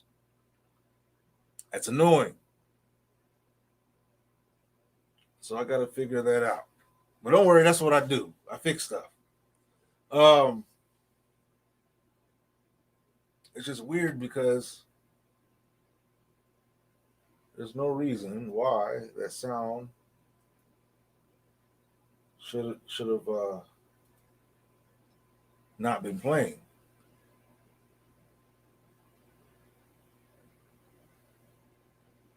Hmm.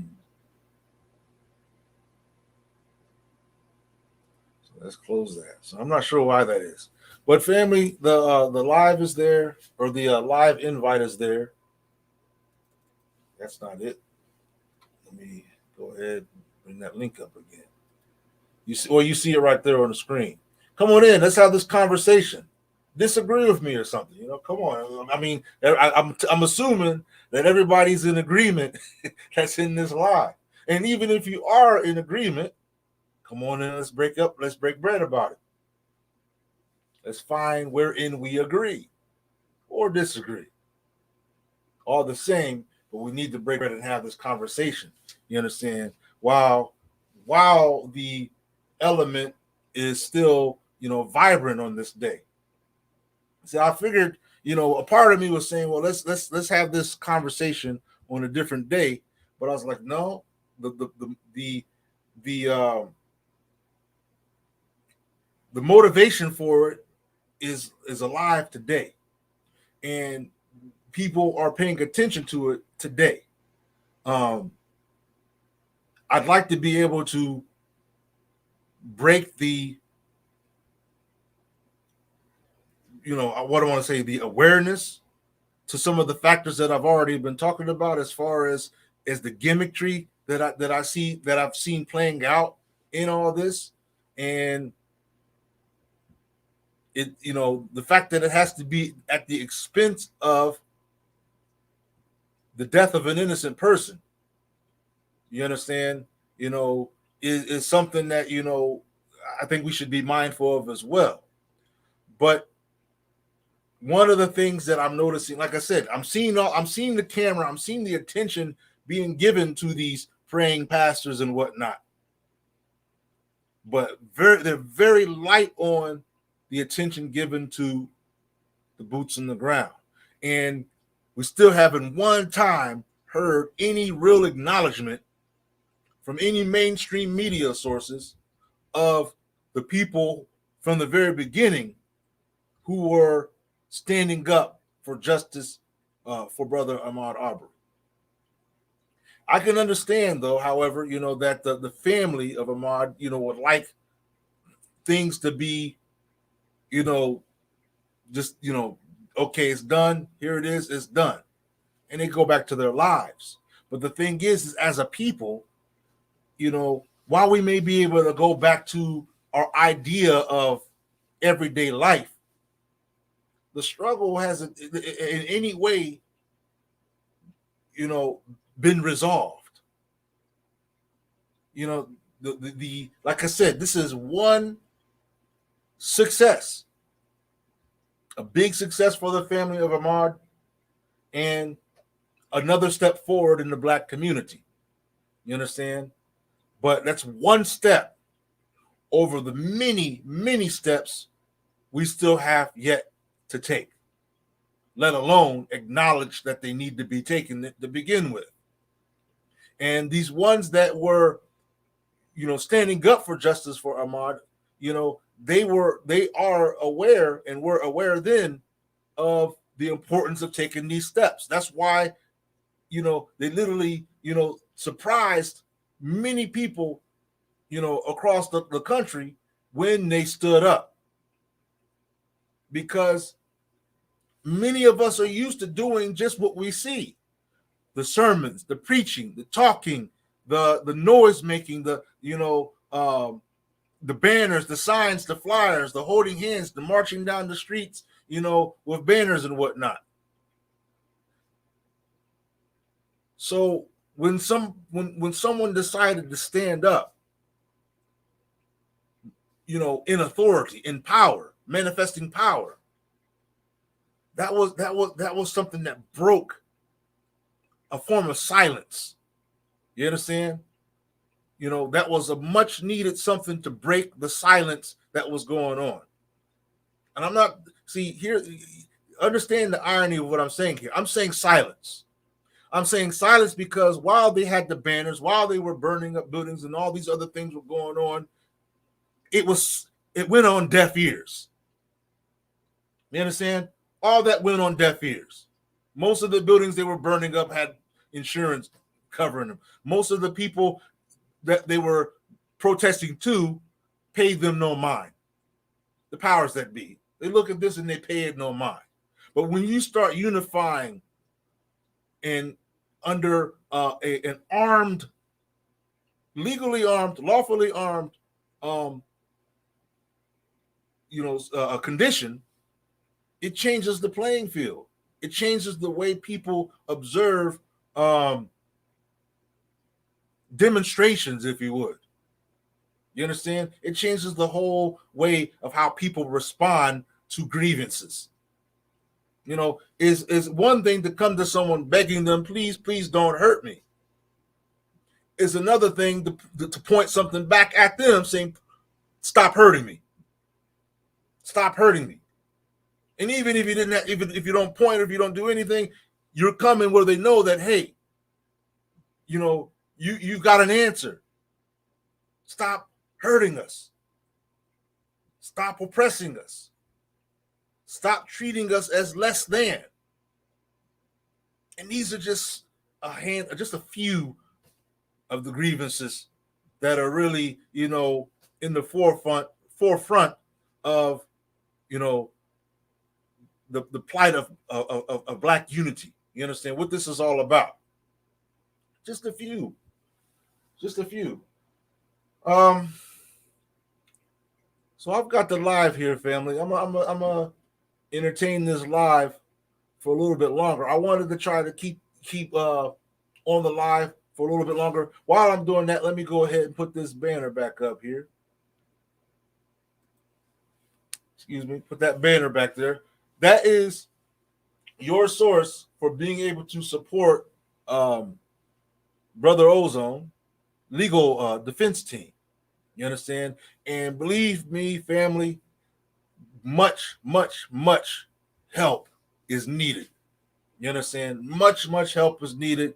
You know, just to tell you in a short form, the attorneys aren't playing around when it comes to them wanting what they want to be able to do anything whatsoever. And you've got a brother who's literally facing, I mean, charges that could really just damage everything that it means to be a Black father. You understand? I mean, there's so many things that, you know, we really need to be mindful of.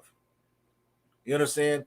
You know, like I said, you know, on the live that was raising the funds by OC the Great. You know, we're dealing with an innocent father. You understand? We're dealing with an innocent father. If you can't see anything else, some people, well, the guns and if you can't see past all that, because there's nothing illegal about having legal arms for, you know, self-protection and whatnot. There's nothing illegal about that. You understand? But if somehow, you know, you needed more, we're dealing with a loving, caring, compassionate father that's been severed from his children. You understand? And this is yet another moment that calls for Black unity. It calls for Black support. It calls for us to be paying attention. Okay. Just because we have a victory here on one level with Brother Ahmaud, doesn't mean we close our eyes and go to sleep. Stay awake. We still have work to do. You know, you understand? We haven't even scratched the surface. We still have work to do. And of those efforts of our work, we need to be taking a look at what we can do to support Brother Ozone, what we can do to support Brother Spike, what we can do to support GMJ. So put aside your differences. We can't, I just have this hard time believing that we are so divided that our situation is nothing more than worthy of despair. I can't accept that, especially when I know that I'm here, and I know how my heart is. I know how my heart and mind is about any of this, man, of any of this. But I keep wondering, where are the people that we're doing more than just entertaining these lives? That we see, like I said, we see it's always a minority of us that are really strong. Well, they say there's 46 million of us in this land, but how many of us do you see with the boots on the ground? How many of us do you see on these lives really talking serious talk, really having a real conversation, keeping our attention on the problems that be? Out of all these channels, thousands of channels, it'd be really a minority that's staying focused on just the agenda. And it's not to say that some of the other channels that you have aren't essential, because we like to be entertained. We like to have a good time. We like to take it easy sometimes. You understand? But we should never find ourselves in a predicament where we're tone deaf or tuned out of things that revolve around what our ultimate struggles for to begin with. You understand? The liberation of a people, self-determination, the unity of the black people. You understand? To say the least, these are the things we're striving for. So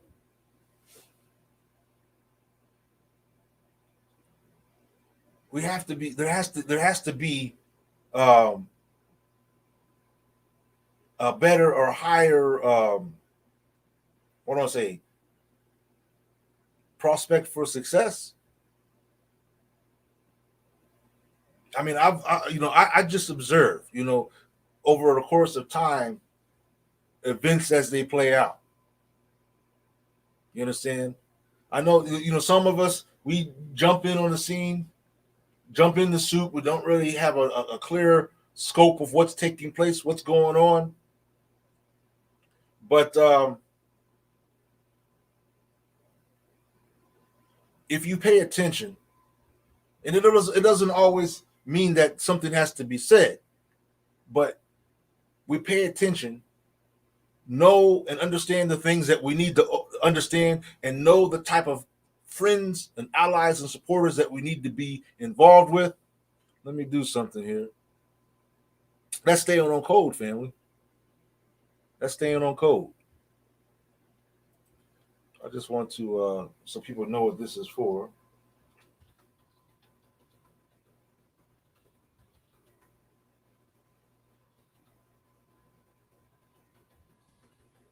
There we go. I just wanted to put that there so people have an understanding of what this is for.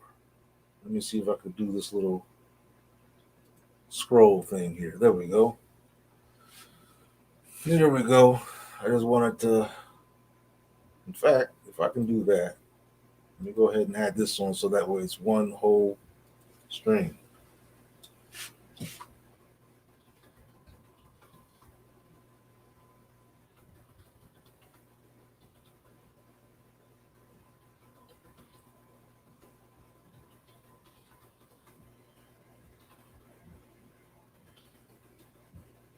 And for me, all that really matters to me is that I'm doing my part. You understand? That I'm not just, wasting whatever skills or talents I have in vain. That I'm doing something that matters. To me, if anything. Somebody else might see, like, oh, brother Aki, wasting your time.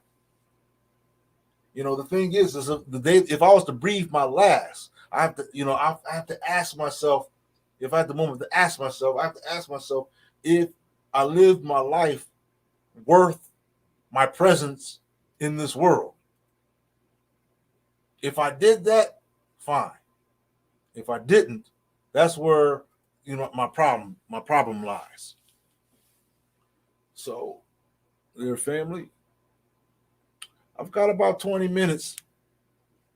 20 minutes that I'm gonna hang around on this live feed here, this live stream.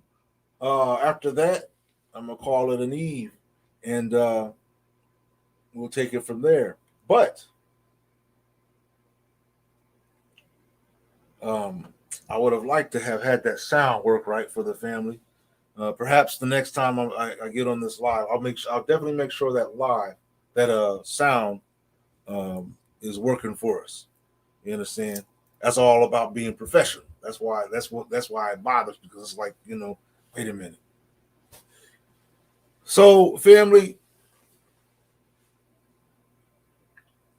we gotta have these discussions. We gotta have these serious discussions. You understand? It can't always be all about play and entertainment. We gotta have ones. We gotta have ones that are willing to really dig in and keep people mindful. You understand? Of not just events. Yeah, we've got a lot of. We can talk about the events, but solutions, active, functioning solutions, applicable solutions in the Black community. So, let's see here. Wow. Even the camera's kind of fuzzy over here. Let me see if I can switch this camera situation up real quick.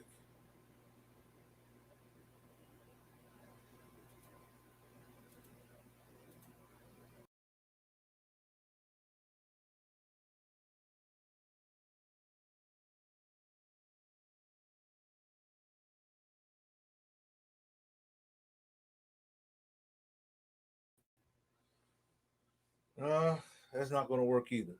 But I know what will. Let's see here, because I know why that camera is not working right now, at least, because I have it connected to this other feed on Soul Journey of Life. And speaking of Soul Journey of Life, I'm just going to say it like this. It amazes me that here we could have our own platform to have even conversations like this and build in so many ways. Not to mention supporting Black-owned businesses, supporting one another in that effort, but literally our own infrastructure for our own platform for being able to have our own style of conversation. You understand? And I don't know, and it's it'd be different. I'd understand if people were to be charged to use some kind of platform like this. But when you have a platform that you take it upon yourself to fund, to finance, to keep alive, to keep afloat, then you would hope that at some point it would inspire people in the community to be more active in using the platform for their benefit.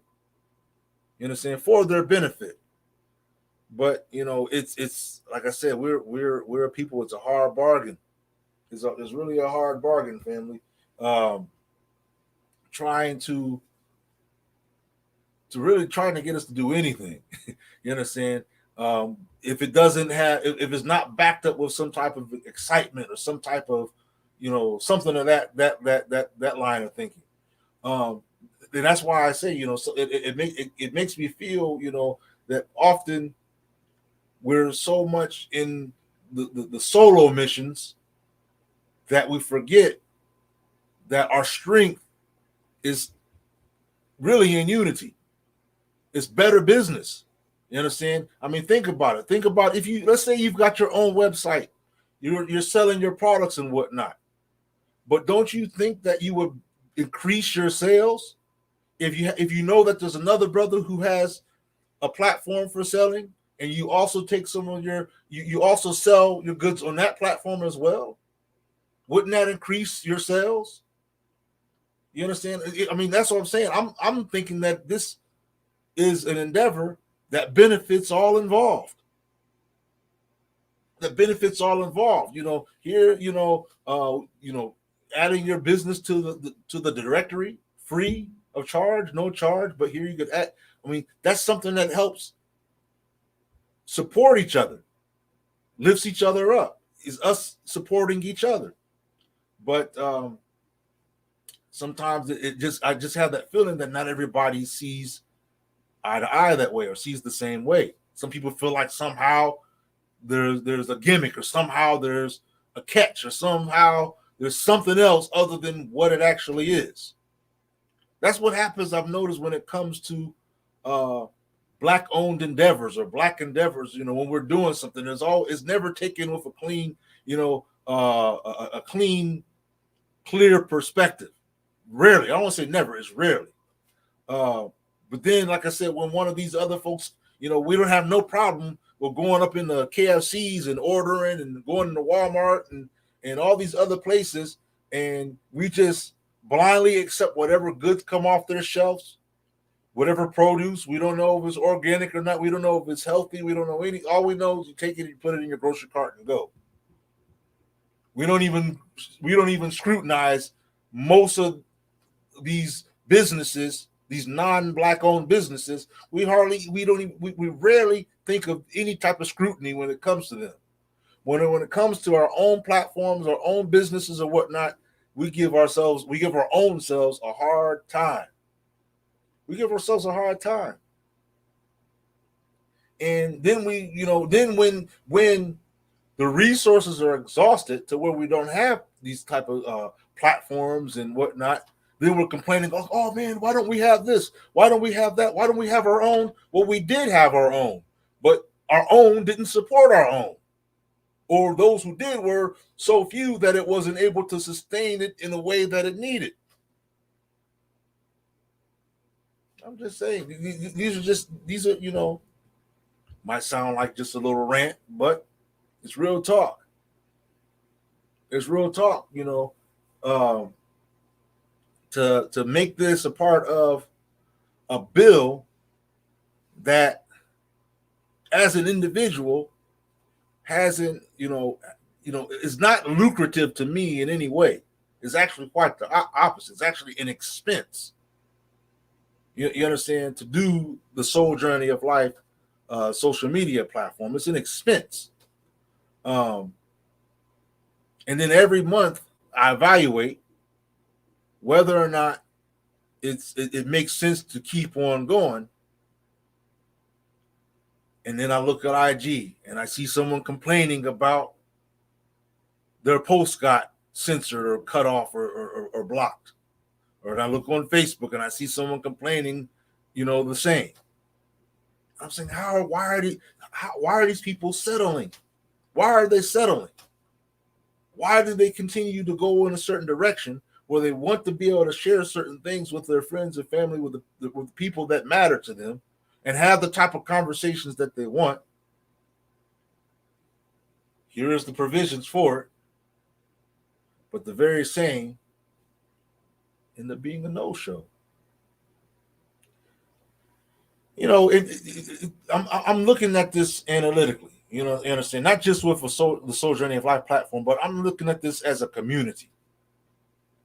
I'm looking at this when I look at how hard it's been just to raise funds for, Brother Ozone and Spite and GMJ, and how hard it's been just to raise funds. Knowing good and well, I know good and well that many of us have the funds. I know that each month, most of us, not the few of us, most of us could put up $5, $10, even $20, maybe even $50 a month. I know this because I've like I said, I have friends, I have associates, I have people that I know, and I know the type of income we've got coming in and what we do with it each month. So I know that we could have been done between the time these accounts started up until the day, we could have been done cleared at least one account, working on the next account in the next account. Probably all of them. We probably could have cleared all of them by now. Let me minimize this window there. I think if I do that, I should be able to. Um, I should be able to. I'm waiting for you, family. I got the live here. I got the live here. So come on in. Let's have this conversation. Let's break bread at least one more time before the night's over. We're running out of time though because I'm not going to stay online all night. Um, that's just not something I'm able to do. I do have other things to do. You understand? But you know, my like I said, my objective is simply to keep the light on. That's all I'm trying to do is keep the light on anyway, and promote the platforms that have been designed for the same purpose, for the same intent. Let's see here. Let me see if I can get this camera going. That's a little bit better. How about that? Okay, because the other one was real fuzzy. And that's annoying. Um. So yeah, the live is right there, family. I know I got just a handful of viewers, literally a handful, and a little over a handful. Um, but I do have a great respect and appreciation for all those who've been viewing and watching. Make sure you click like, subscribe, do what you do what you need to do. We got Sister Ann coming back in the room here. So let me go ahead and click the whatchamacallit here. Add to the all right, peace and blessings. Let's see here. I'm gonna have to put my headphones on, otherwise I'm gonna be heard. So hold on one second, because I'm gonna put my headphones back on so I can hear you this way, just like that. There we go. Because otherwise, it'll make an echo with those speakers right there. Can you hear me? Yes, I can hear you, Brother Quest. All right, all right. Can you hear me? Yes, indeed. That's a blessing. I see you Okay. still on the road. You're doing what I do most of the time. I'm sitting here on the lives on the road some of the times. Um, Yes. well, What I would like to do is I would like to ask our people, those of us who are listening and those who will come across this video in the future after you post it. say that I again. would like for you all, I said, what I would like to ask our people, those who are here now Yeah. watching the live and those who will come across the video in the future once you've posted it, Mm-hmm. I would like to ask, are you all aware that the original Emancipation Proclamation has an expiration date? Mm. And are you aware of the fact that that expiration date has expired? Mm. Can you break I that don't down? have I don't have the ability to go online to the governmental website and find out what's going on with it because every time I've tried to do that, it tells me that my connection is not private and I'm Right. not using Wi-Fi. I'm using my phone. I guess that's with all of these different permissions that are required with some of these apps. I don't know, but I know Right. for years I've been trying to find out about it, and they won't permit me to go onto the governmental website to find out. Mm. I need for somebody to go on the governmental website and find out, was it renewed the last time that it expired?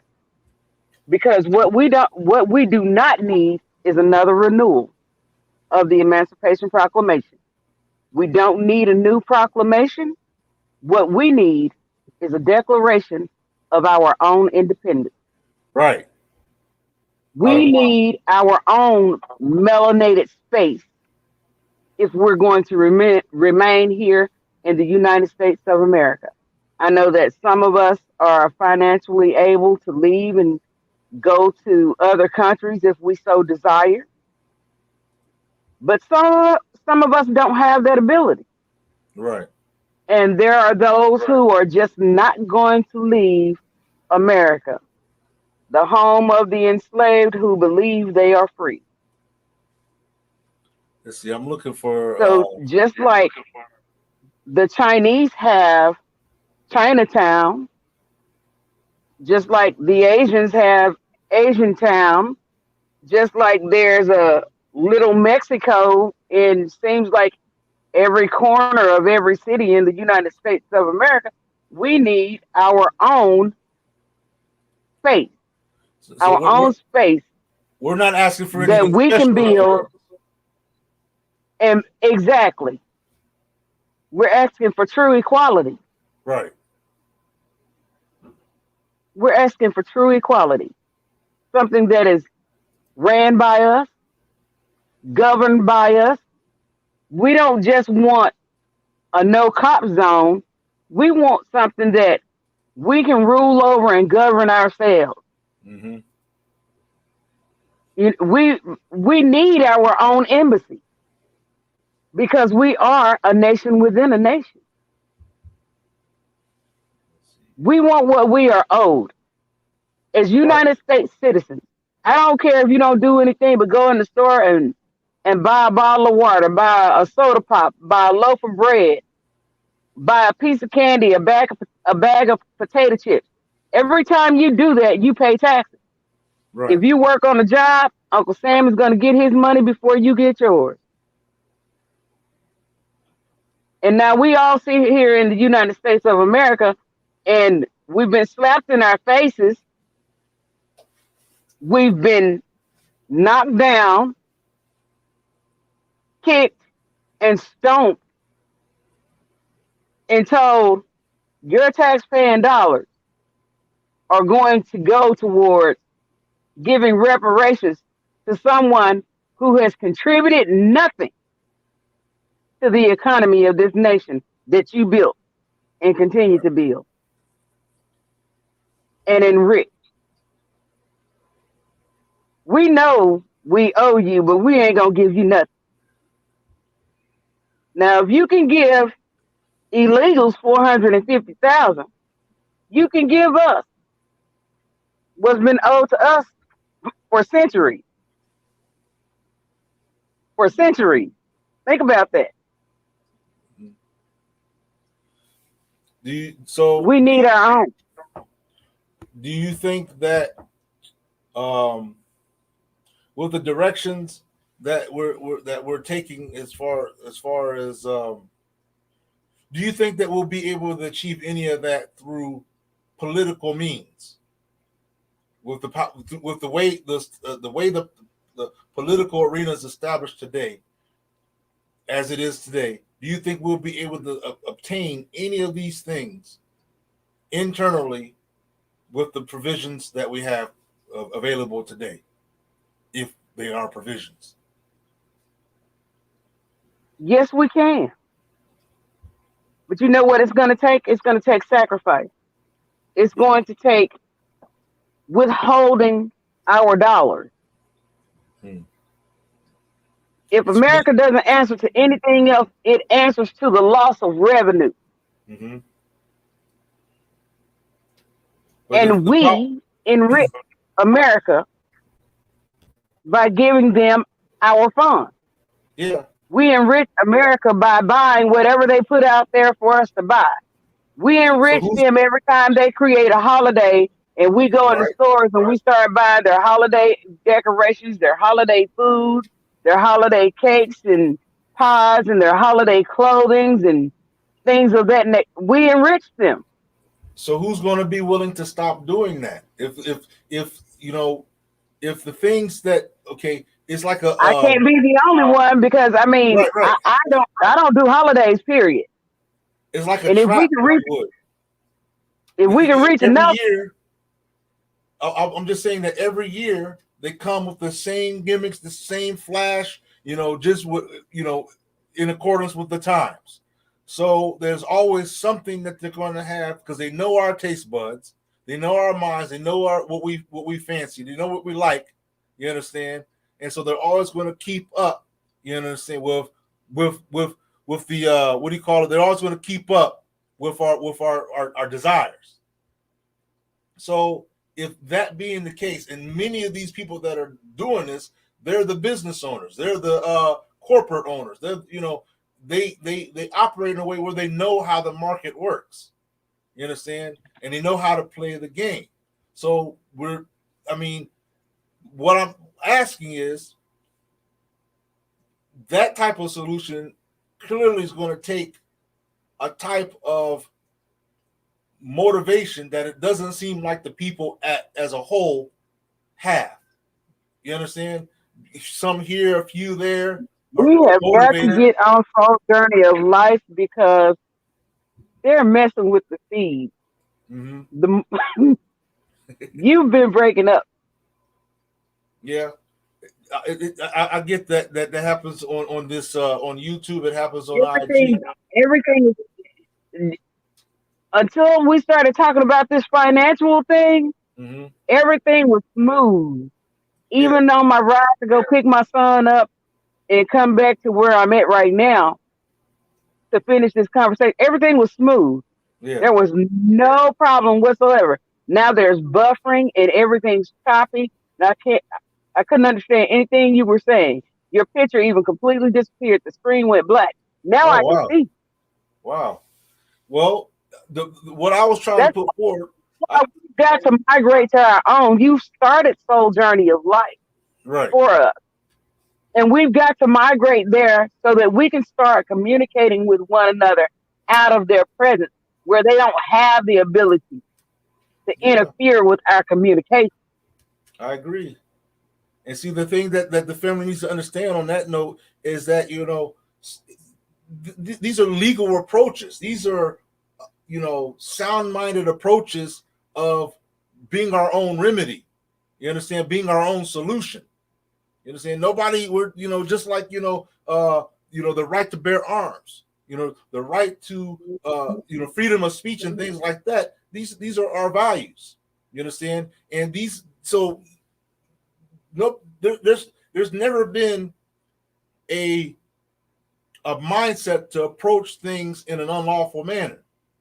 So I'm saying that because we have the ability to do for ourselves, to take on provisions that are available for ourselves, and which you mentioned there, Soul Journey of Life is a provision, a social media provision that's available to us as a people. And it's not hard, I mean, you got to think that one day there wasn't Facebook, and it took certain promotions and things to start it up and keep it going, so that eventually it became a thriving platform. Now, of course, Soul Journey of Life isn't Facebook, nor Twitter or anything like that, but it is an existing platform. Let's see here. I see that her stream went out there. Are you back? Yes, I'm back. Yeah, I know. I saw it breaking up there just then. So I already knew what it was, what time it was. Um, but we could. I definitely. One of the things I'm thinking of doing is I'm going to have to invite a. I'm going to have to find an opportunity to invite a uh, reputed guest, but make it exclusive to Soul Journey of Life. You understand? So that way, the people, the viewers, would benefit if they were, of course, subscribers to Soul Journey of Life. You understand? Same thing with with the marketplace, the shops on Soul Journey of Life. Um, these are all efforts to bringing it in full circle. You understand? Um, Bringing it into where kind of like we have at our disposal a variety of tools You understand what I'm saying? A variety of tools that we can use, whether it be through the marketing, whether it be through communicating. I mean, like I said, this very thing we're doing right here, right now, I've already shown can be done on Soul Journey of Life. This very thing, this live stream, could be done right on Soul Journey of Life. Anybody could have done what I just did earlier, with where you were viewing me from Soul Journey of Life. Anybody could have done that, but like I said, we're like if you ever saw in shows where they're trying to make a bull or a donkey move and it just refuses. Many of us are Yes. like that. It don't matter what, it don't matter, you could put a fire behind our bottoms, we're still not going to move. You understand? We're still going to be like, no. This is why I keep sending inboxes to the people on my friends list Yeah, about Soul Journey of Life. I keep dropping posts yeah. about Soul Journey of Life. I keep dropping comments on posts about Also, Soul Journey of Life I would because we encourage, need to migrate to our own. yeah, I would encourage you, by the way, on a tech side, that make sure that they check their spam boxes. Make sure they check their spam, because I've seen where in the administrative panel there's like 14 people who tried to sign up. Now I don't interfere with that, because sometimes it helps protect the site from spammers and trolls, right? Because that's one of the things that I have things set up to monitor. Make sure that, this is a black for black by black site, Excuse right? me. Okay, so that means that we want to make sure that the environment is commonly to like-minded peoples. You understand? So make sure that Right. they check their spam. Often, they people are saying, "Well, I didn't get the confirmation email or whatever," and they failed to check their spam. Then they check their spam, and there it is. You know, so Okay. check the spam, and if they aren't able to do that, of course they know that they can communicate with me directly. They have the IG. There's also the customer dash service at souljourneyoflife.org that they can send an email to. If they can't reach me any other way, they go that way, they'll be able to reach me. And of course, I tend to I try to put that in each of the descriptions of these lives to make it easy.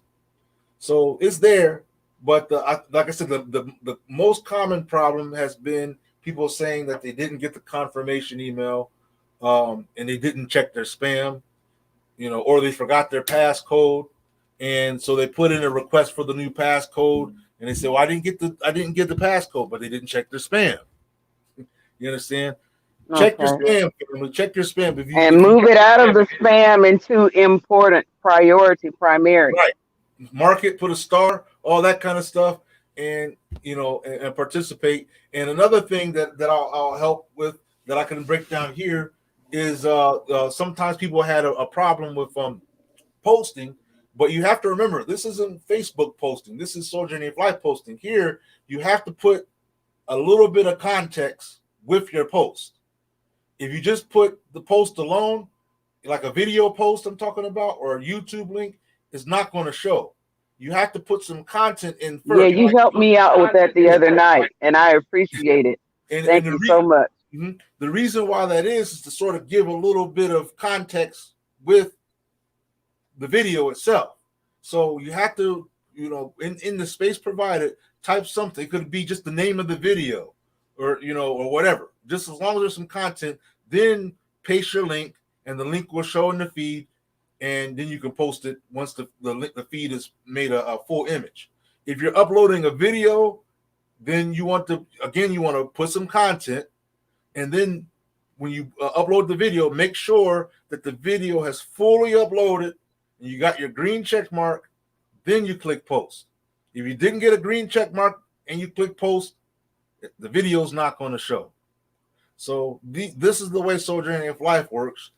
Context. You need context in the link, or you need context and the upload for it to show in your we don't call it an activity feed, we call it the endeavor. You understand? we're about the endeavor in our life because we're trying to get somewhere with all this.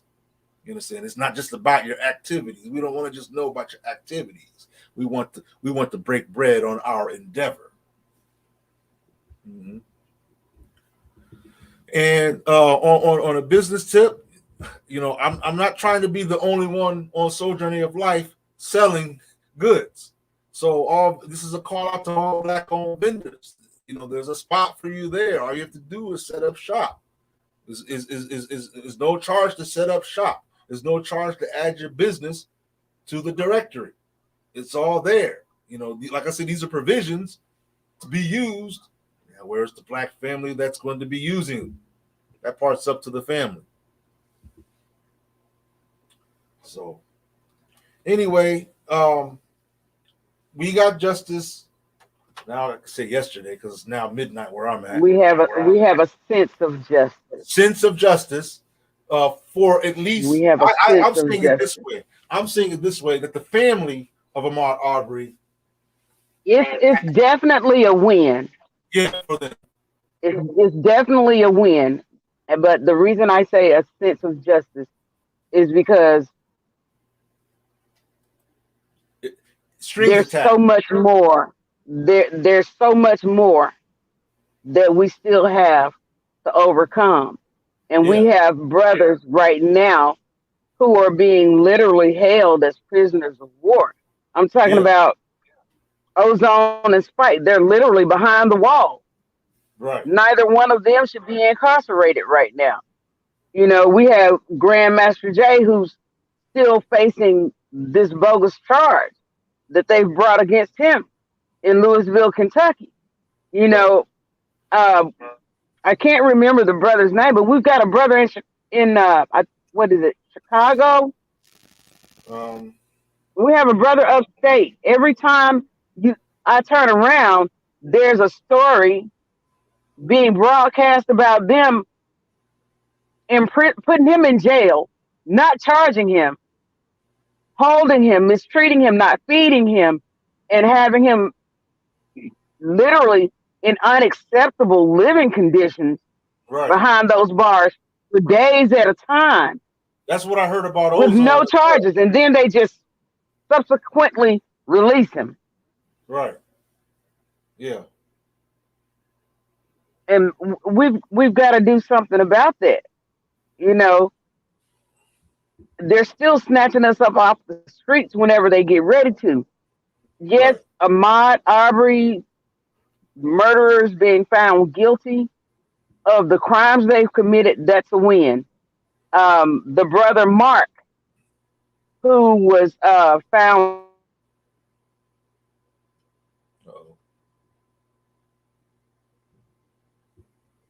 Goes that interference again.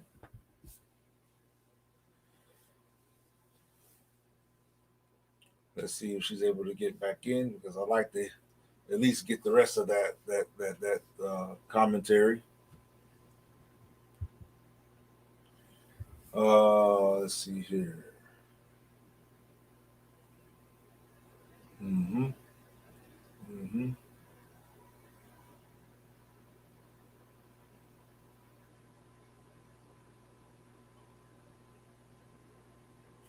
So anyway, family, make sure you take a look at that information that's scrolling at the bottom of your screen right there, because those are our support links to GoFundMe's, or not GoFundMe's, but Cash Apps. I think I already shouted out the GoFundMe for the Cover a Brother mission, and the GoFundMe for the Grandmaster J Legal Defense Fund.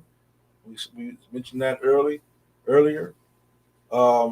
If the sister isn't able to get back online, we're going to draw this to a conclusion for this evening. But hopefully we were able to leave something virtuous, in this live for the family. Because like I said, that's the intention here, is just to keep the light on. Here she is again. There we go.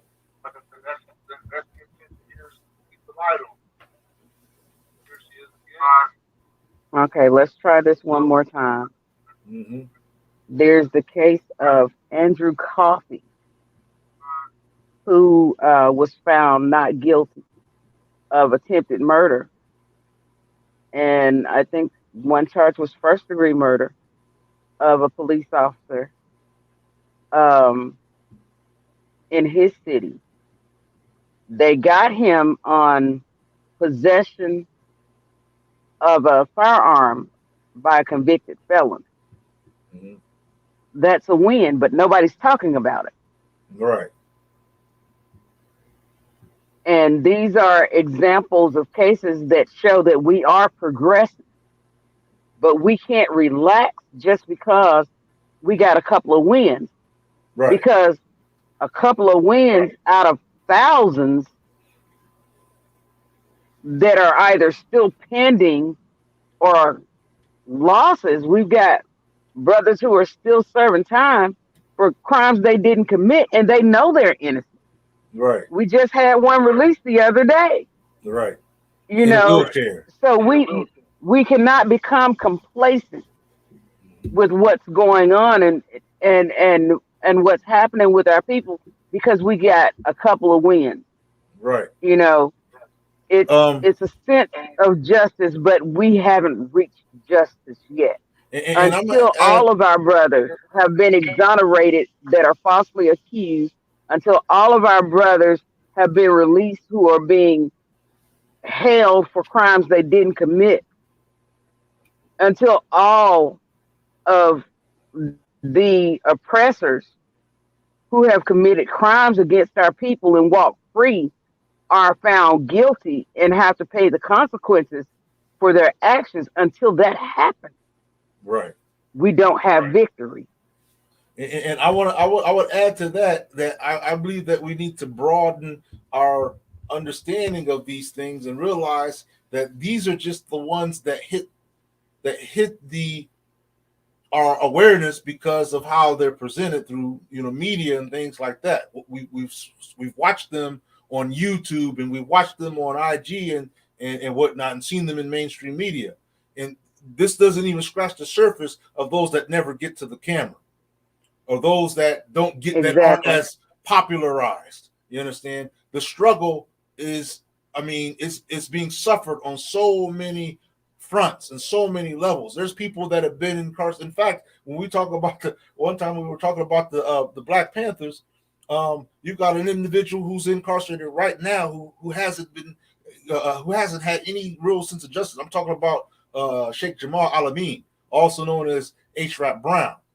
You understand? He's been sitting in there for a long, long, long time and hasn't been really, dealt with justly. You understand? So we got on, I mean, whatever level you want to put it, you understand? The struggle is real and there are people who are suffering. So we have to be on the ball. And that's why I believe personally we have to, seek that, GMJ gets exonerated and that these brothers get released because these aren't just a small examples that they're representing. These are representing a bigger picture, a bigger problem, a bigger concern. You understand? Yes. If success could be had in any of these situations, you understand, it would start a forest fire of inspiration. You understand? It would start And a forest fire of inspiration. we all have to become mantle carrier minded. Yeah.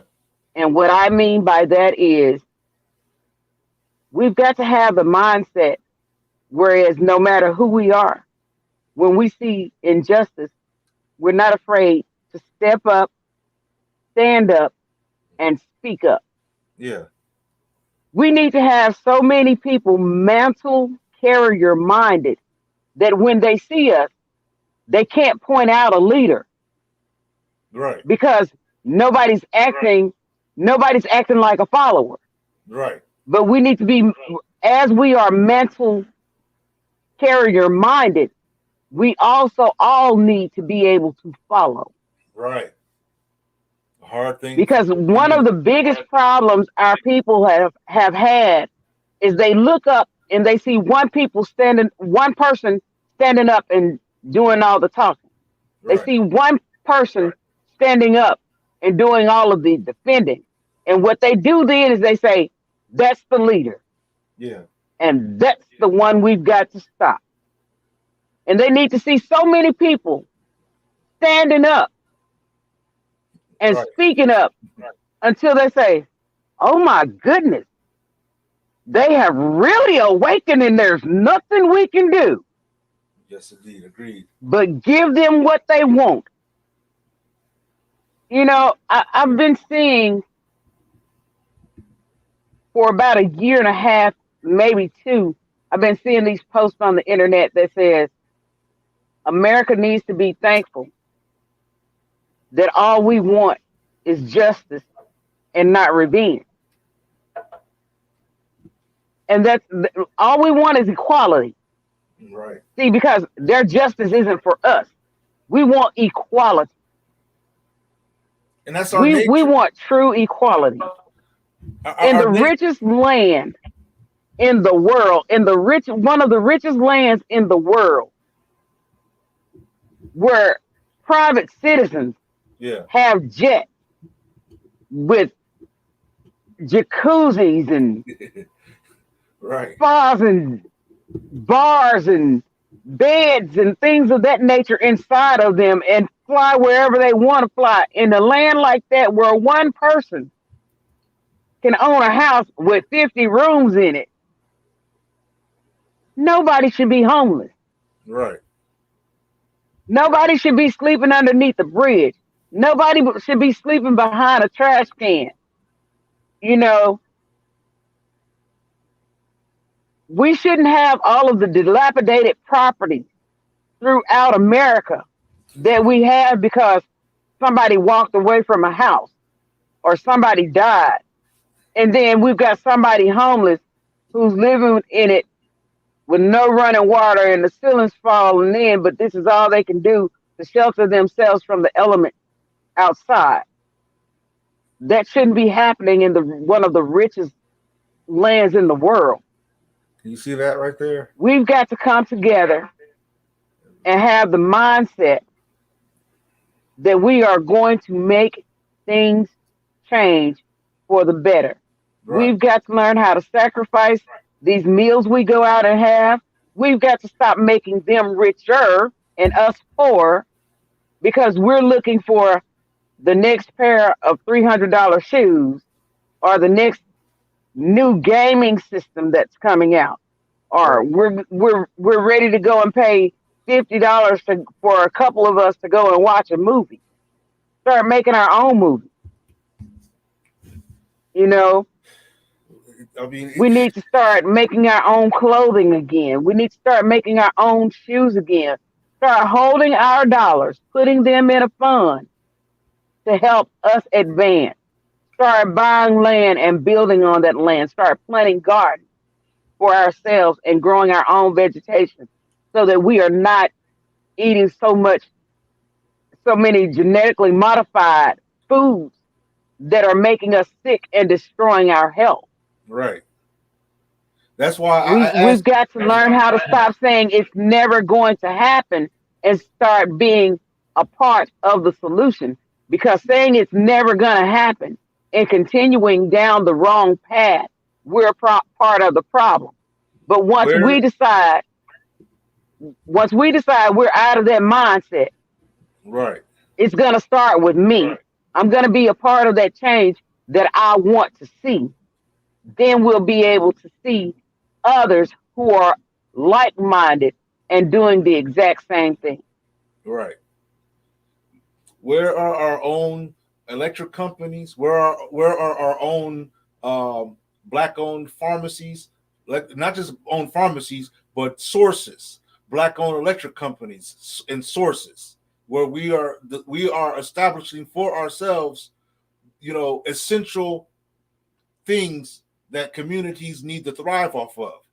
And if you think about the way today's level of advancements are, I mean, many of us are talking about purchasing land. Imagine us purchasing these lands and taking a section where we're filling it with like solar panels and energy making systems. You understand? To be able to develop black-owned electricity or black-owned what do you call it? Utilities and whatnot. You know, I drive by some of the places that I go to. I was across the street where I saw these huge oil silos and gas silos or tankers, I should say. And I'm wondering, like, I wonder who owns that place. I mean, it was just tankers, all like several tankers, right? Like, I wonder who owns that. I said, I wonder where our black-owned tankers are at, where our black-owned industrial zones are at. You understand? These are the things that if we were able to tap into for ourselves, you understand, it will start causing us to redevelop an economy amongst ourselves again. You understand? Black owned tech business. You mentioned video game. You understand? And we've already seen, blacks from here and abroad that have been able to produce some profound achievements in the tech world. Where's the black PlayStation at? The black station. You understand? Where's that at? And games. There's so many brilliant artists. There's so many brilliant designers, graphic designers. Where are the black-owned, black-created video games that when it comes from us, it could be something that uplifts us and not just not derange it. Causes us to go into further derangement, like some of the games you see going on today. You understand? There's a lot of movements that are trying to keep us deranged, involved in abominable behaviors, and so on. But if we gain more things that put us in power play positions, that means we control elements of our own economy, if not all of our own economy, you understand, to where we can then also in turn control what type of information gets distributed amongst us, our children in particular. You understand? If you remember, there's been celebrities who've tried to go this route. They tried to own the means of communication and ended up getting hemmed up for it. You understand? But we have to fight. That's what I said. The fight's on so many different levels. You understand? It's on so many different levels. But one of the main levels that I believe is the way communication is presented to us. Much of this would have went differently if let's say if the majority of us were responding to our own media sources, our own media outlets. Imagine if, for example, Soul Journey of Life, conversations were being talked about like these situations, like Ahmaud Arbury and whatnot. Imagine how the outcome would have been. Because we would have all had common information. Part of our issue today is there's so much varieties of information and misinformation that is out there, controlled by so many different factors. Very few of them controlled by us. We have to find a way to control the information that goes to, at least, if anybody, the flock that understands one another. Where we just tune into our own source, and anything that's outside of that is irrelevant to us. You understand? One of the things that I really like as a power line that Grandmaster Jay had said to the question of whether or not can this so-and-so media ask you some questions. No comment. We have to have that mentality in general to them. We don't have nothing to say to you anymore. We're not impressed with you anymore. We're not entertaining. There's nothing we need to tell you. You understand? This conversation is not for you. Where is my own people? That's who my conversation's for. Where is the like-minded? That's who my conversation's for. And once we start doing that, once we start making it imperative that we only derive our content from ourselves, from authorized representatives from amongst ourselves, authorized by us. You understand? By us who say, yeah, this is someone you can get some information from. This person right here is a an authentic source of media. You understand? And we don't hear anybody else. It's not tunnel vision. It's is the ability to say, look, we have to start speaking to us and accepting our own means of conversation and communication. When we do that, then all of this misinformation, all of these ways that causes us to keep on being so deranged, so misinformed, so divided, it would decrease. Exactly. It has to be through the manner of how communication. That's one of the main reasons why we are so broken up today, is because each of us is coming to the table with some variant. You know, you got this girl, this sister up here. I'm gonna still call her sister, but you know, I'm she's definitely far off the mark. I'm talking about this Candace, who's up here. I mean, the man is passed away seeking I know the family is exactly who seeking you're talking justice. about. And the only thing you can think is to get up on the mic and try to defame a dead man, and to try to somehow shame and what was your whole point of getting on that mic? I mean, you would have thought she was their attorney. You understand? Candace Owens, yeah. Of the criminals. You would have thought she was their attorney, the way she was talking. And that's what I'm saying, is because she's been brought up with this candy-coated source of information, where the only lifestyle that she understands or recognizes is one where everything was peaches and cream. You understand? And she probably ain't never been to a ghetto in her life. She probably has never seen any kind of real black drama, or if she has, let's say she has, let's give her the benefit, she understands game. That's what I think. She has an agenda, and she understands game. She understands what she can say that appeases who she thinks is the superiors, who she thinks is the people that need appeasing to get to achieve her certain status gains. You understand? She's trying to win the hearts and minds of the people she thinks will put her in better positions in life. That's what I think she's. Sambo's gonna be Sambo at the expense of whatever is at the cost. She don't care if it's of her. It could be her whole. I wouldn't be surprised if she would turn her whole family in one day. You understand? I wouldn't be surprised if she, you know, because that's what she's literally doing. You understand? I mean, I'm not here to I don't like going on some type of bashing campaign, but my whole point is, when we harness our own sources of communication, when we control them and have control over them, then we get to rule or dictate what type of information gets passed around in our homes, in our households, in our black communities. And as a result, and making sure that it is truth, fact, not fiction, not our opinion. Yeah, making sure it's facts and making sure that it's beneficial to our people, making sure it's something that would take us where we need to go, so that if we have to operate as a people, we can do so. Yes, indeed. Sister Leslie, welcome. And she's greeting you. So how are you doing, Sister Leslie?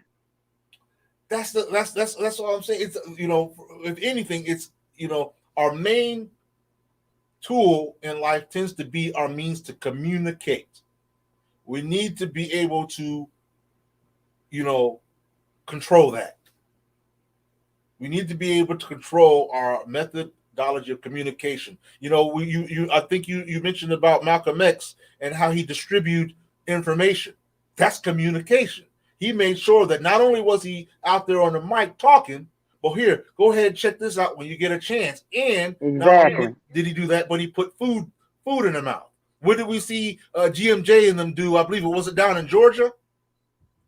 Weren't they down there at one time putting food, you know, passing out, you know, or helping the community in some way earlier this year? He did go and do something. I can't remember where it was, but you know, there were two things that Grandmaster John Fitzgerald Johnson, had planned and in play when they came in and arrested him. Right. They arrested him right before the community love that he was going to pour out. Yeah. He asked everybody to send in their city and their neighborhood where they desired for NFAC to show up, where Yeah. they were going to bless people with clothes and foods and things of that nature, and distribute knowledge and information as Yeah. well, and protect the neighborhood for a day. And they arrested him right before that.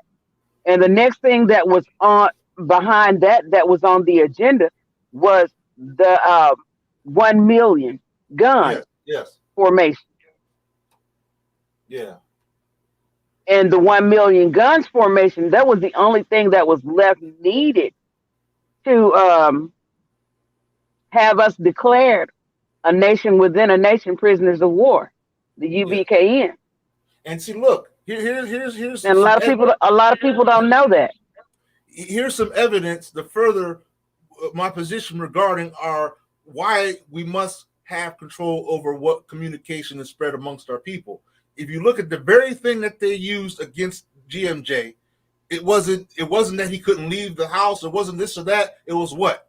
You can't talk on social media. Communication. Communication. Exactly. Because again, they know. I mean, you got to think most of the And right after they did that, the first thing that upset me yeah was right after they did that, that guy on Facebook tricked him into yeah an interview that was not supposed to be on live. mm, mm, mm. And you know he was tricked, because the first thing that he said is, and I hope that this is not on social media, because I'm not supposed to be on social media. And Right. instead of them being honest with him and telling him right then and there that they were broadcasting him live over social media so that he could get off of social media, they continued with it. Yeah, yeah. And what happened behind that? They got him again. As soon as he had his rights restored, they took him back. Communication. They Took him. They took them back because of that trick interview. Because when I saw it, I was like, he doesn't know he's on live. And then when he said, and I hope this is not on social media, because he let them. I saw some other interviews where they interviewed him, but it wasn't live. Yeah. If I interview you in private, it's mine. I can do whatever I want to do with it. That's not you going live on social media.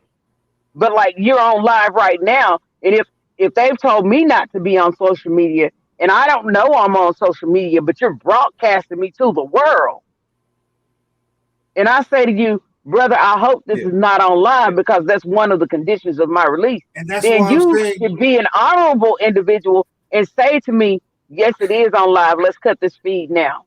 Sister Leslie needs to come up on in this chat. I see you over because here. You can let me go and continue the conversation. You understand what I'm saying? Yeah. You can let me go and continue the conversation. Well, here's the thing. Get back with me later and say, hey, I did not know, I didn't understand, but now that I do know, can I interview you one-on-one right now? And this is not on live. Yeah. And once we finish our interview, and if you recorded it, you can do whatever you want to do with it. Right, I don't have any say so over that, and neither do the court. Because it's under their broadcast, whatever their broadcast setup is. That will be them after the fact. But here's the thing: the fact that they put these strictures on the brother, to me, it shows that it proves that they're at more than just the bogus charges they got up against him. Because those don't even relate. You understand? They're not even the same, because think about it. If all you were, imagine if all he was just going to do was break bread, talk about, facts over feelings, go over, discuss certain things that we've been reading and talking about. How does that connect with what they're trying to charge him with? How is that any way a connection? It doesn't. That's what I mean. It doesn't. That's what I'm saying. They have violated his amendment rights, because that's one of your constitutional rights there, freedom of speech. Boss talking shot at he's promoting his t-shirts. Is that the ozone? And one of the ways that we communicate is through social media. Yeah. And you've taken his ability to be able to communicate with people on social media. And a lot of people look forward to hearing Grandmaster Jay every morning and every afternoon and every once in a while during the noonday. There was the morning mental, the midday muse, and facts over feeling at night. Right. I still go back and I watch those. I watch those that have been cataloged. I have taken for myself and put it in a private format for me. All of everything that he ever did from beginning to end. That way, I could just push play and let it go. Yeah. You understand what I'm saying? Yeah. And there are some people who just need something fresh and new every day. Those are the babies that need that milk every day. Yes. You understand what I'm saying? Sometimes we need those of us who can eat strong milk. Sometimes we simply need a refresher course, and that refresher course can be something old that we already know about. And here's the thing: it like I said, this is how you know communication is so fundamentally a key to anything that matters to our efforts. Is children were being affected by, you understand, the facts over feelings, the morning mentals and whatnot. Children were sitting there, being able to, quote and cite and call out. You understand? Because that means they've been paying attention. So not only was his efforts affecting just the regular adults, young and old, but they were also affecting the next generation. You understand? Which means that the next generation. He was resonating with genres. He was resonating over several generations within our community. Yeah, yeah. And that's why they silenced him, because they saw the unity. And to them, he was the source of the unity. And what they did to him was basically like they did Malcolm X, when it's no one nigger should have that type, excuse the French, but that's what they said, and I don't like the word myself. Right. Well, there goes the interference again. It could not take. Yes, indeed. You're right. Exactly. And that's why I say, even though you had all these different obstacles going on, the brother was able to, stay on code on his principles, on his values, and had a clear, crystal clear, straightforward message. You understand? A message that not only was he just, on the live talking about it, but we actually seen it being demonstrated. You understand? And the thing about having those type of live talks like that, like I said, like the morning mentals and whatnot, is it made it connect personally. You understand? Like, this is your brother right here, personal. It brought us into his living room, so to speak. You understand what I'm saying? It made it you kind of connect more like a family when people talk to you that way. It's not like someone's talking distant from a podium somewhere. You understand what I'm saying? Sometimes, the morning mental, sometimes you see the brother just woke up.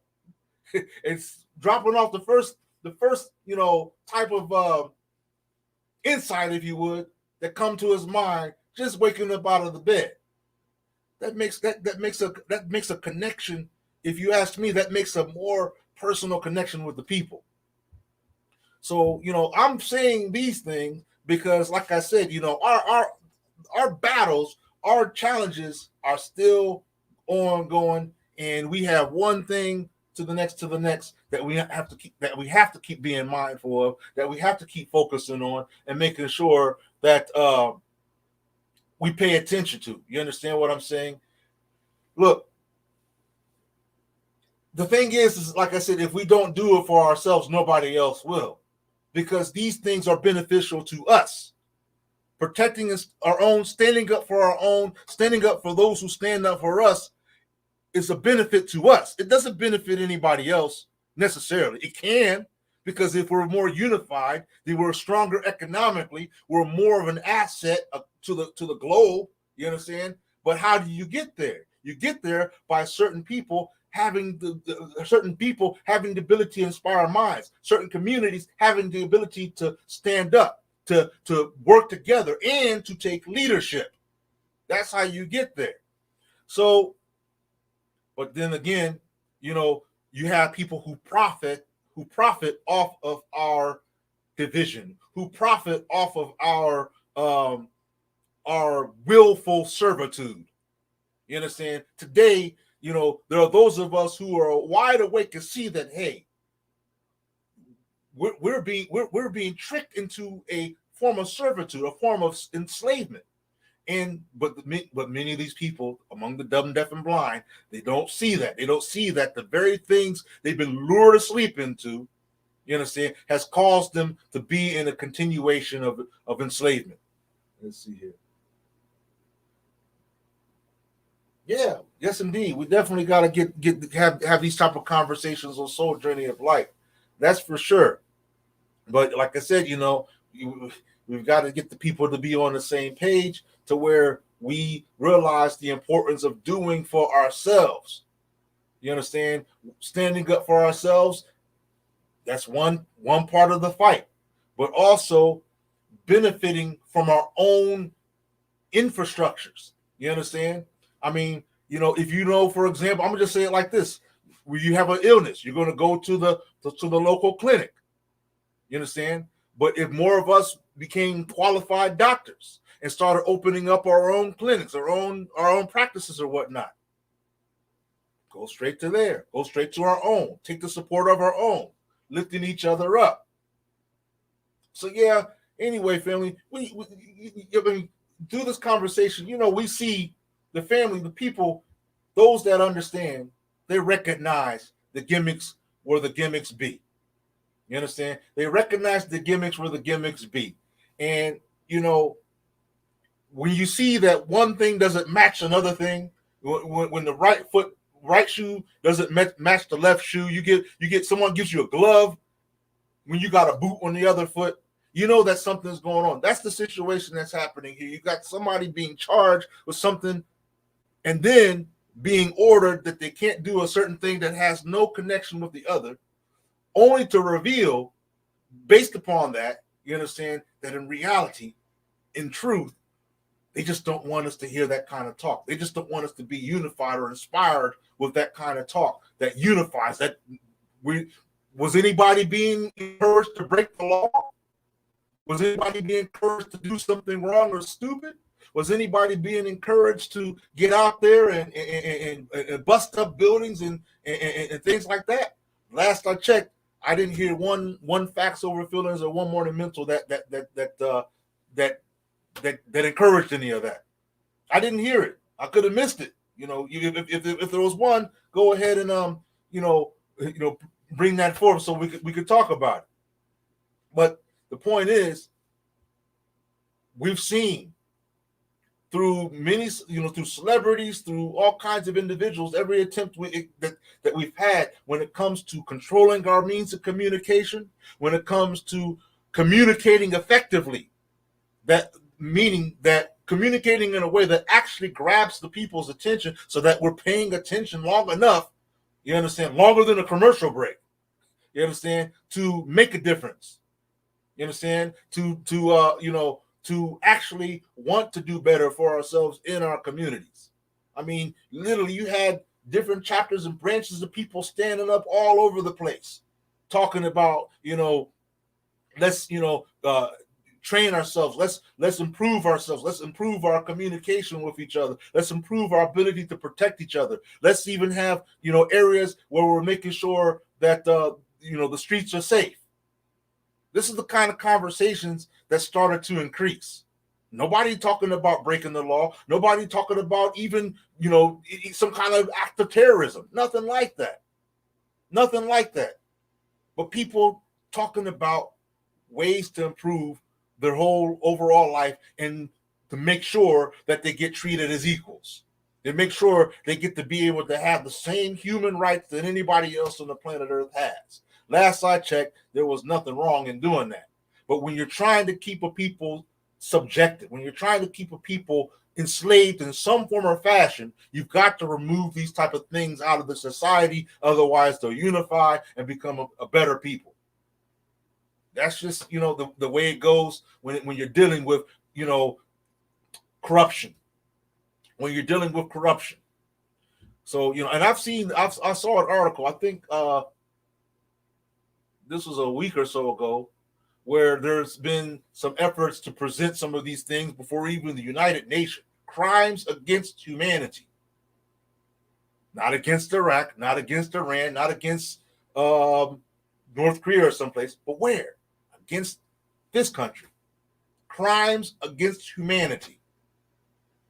So I give a definite salute to ones like Sister Elaine Porter, who's been out there, adamant, making sure that there's no hint of silence coming from her voice. You understand? Making sure that what needs to be known is out there. Ones like her, ones like a Sister Okoti and sisters like that have been, very, very vocal in the community.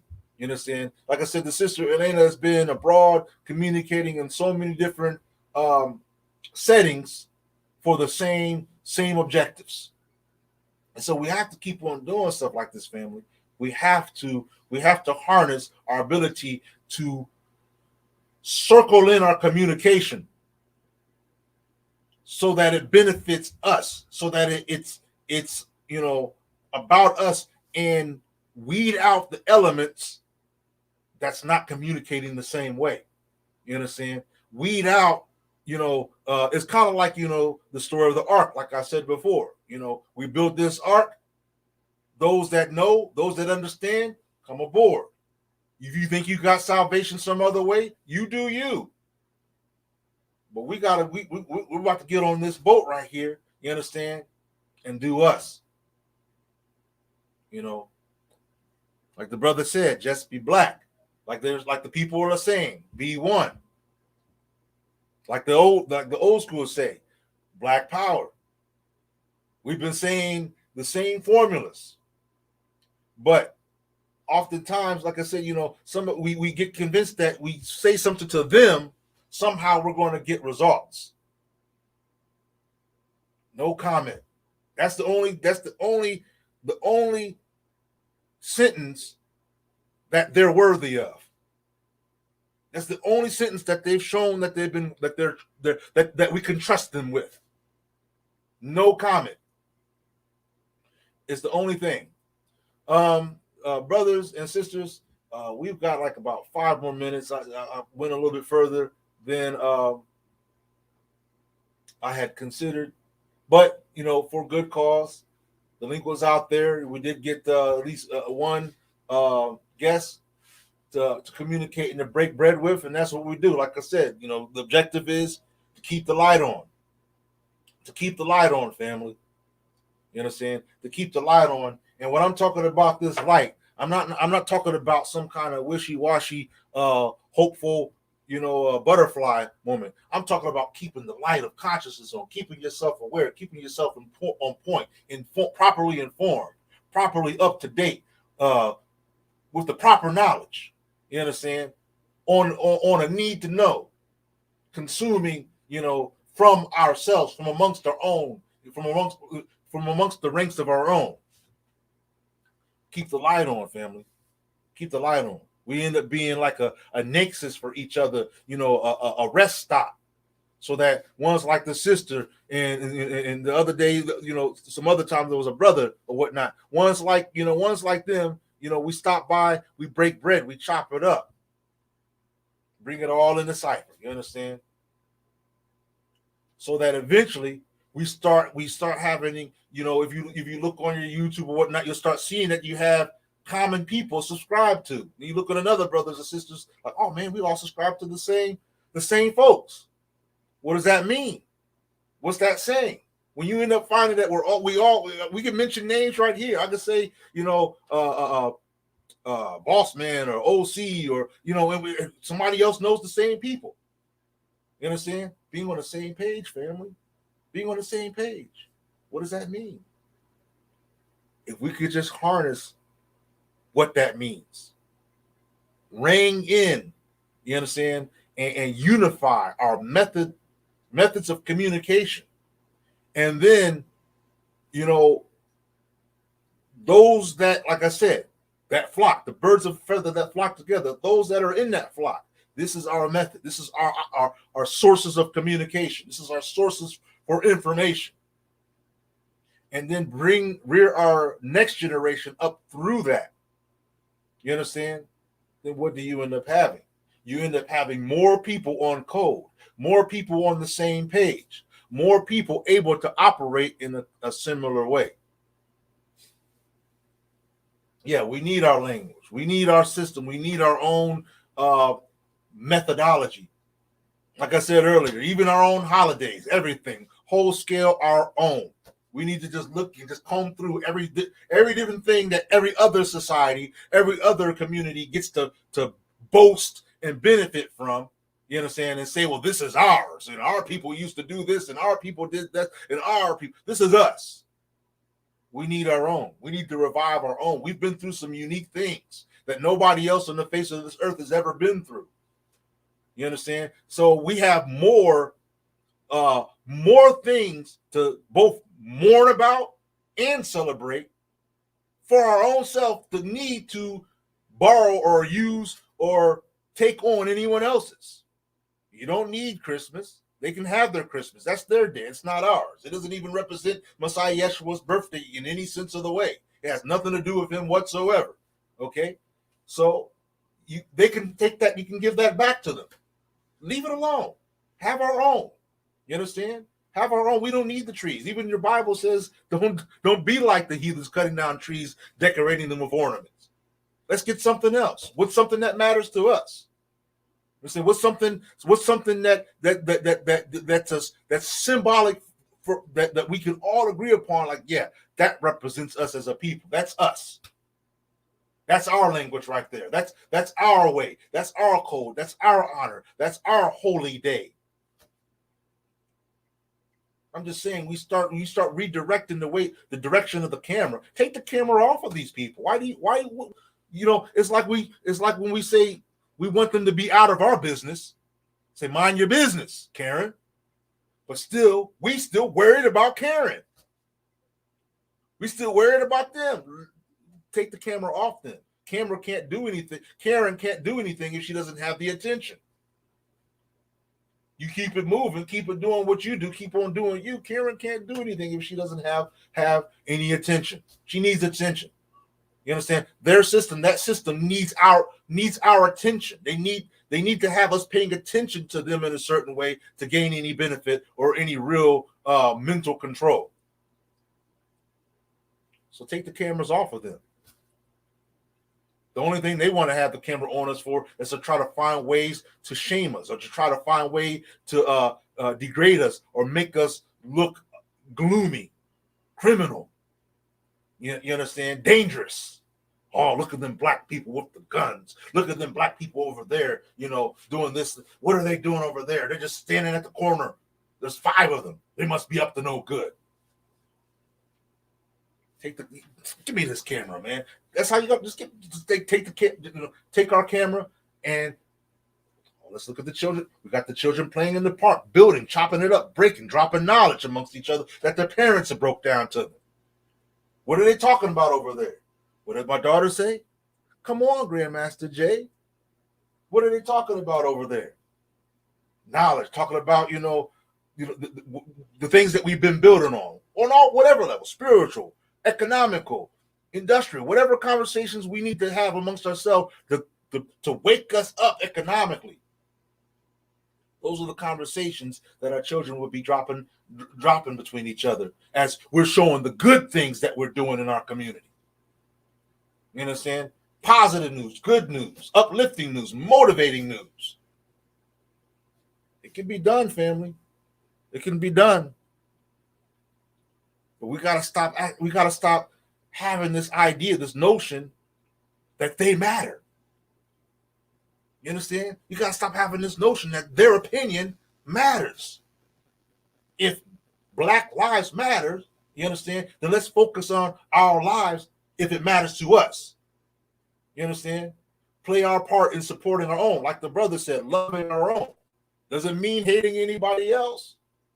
But right now, the attention has to be on our own, focused on our own. We see you over there, but it ain't my business. Right here, my own, that's my business. And that's what I'm focused on. And that's where my communication, where my content wants to be directed to. Yeah. So family, wow. I think this is about as long as live as I've done. Now, this might be a record breaker. 4 hours? Maybe. I don't know. I have to look. I might have something longer than that somewhere on the list. But anyway, it's about that time, family. I'm crossing curfew time. I'm crossing the curfew. Yes, indeed. Boots on the ground. Yes, indeed. So, with that, family, I want to definitely, salute all those who are keeping on. Boots on the ground, keeping on focusing, keeping on staying on code, keeping on, doing real life, actual active things that need to be done that are beneficial to us as a people.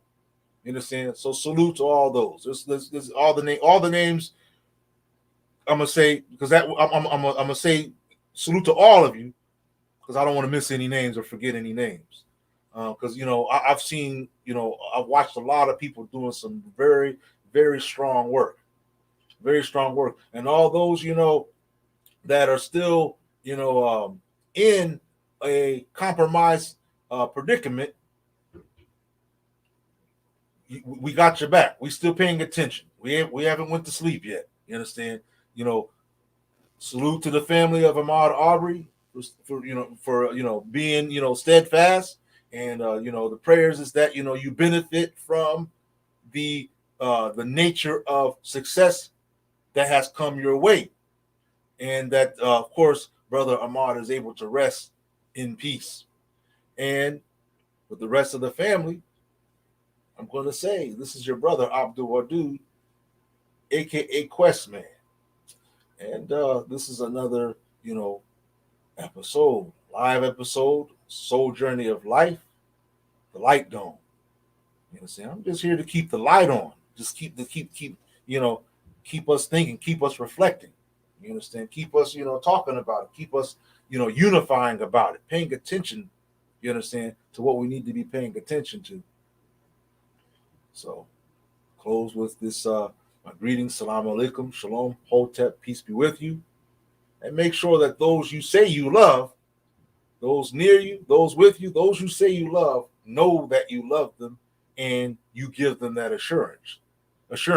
Just let them know. Just let them know. Brother, sister, I love you. I got your back. I got your back. I'm looking out for you. Yes, indeed. So, that's all for now, folks. That's all for now, family.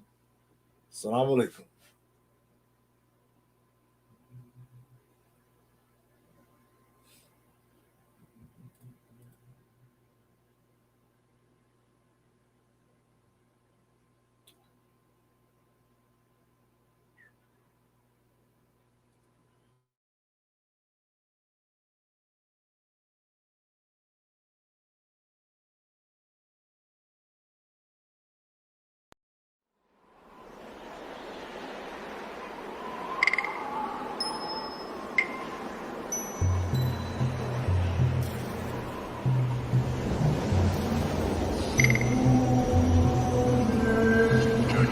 Thelightdome.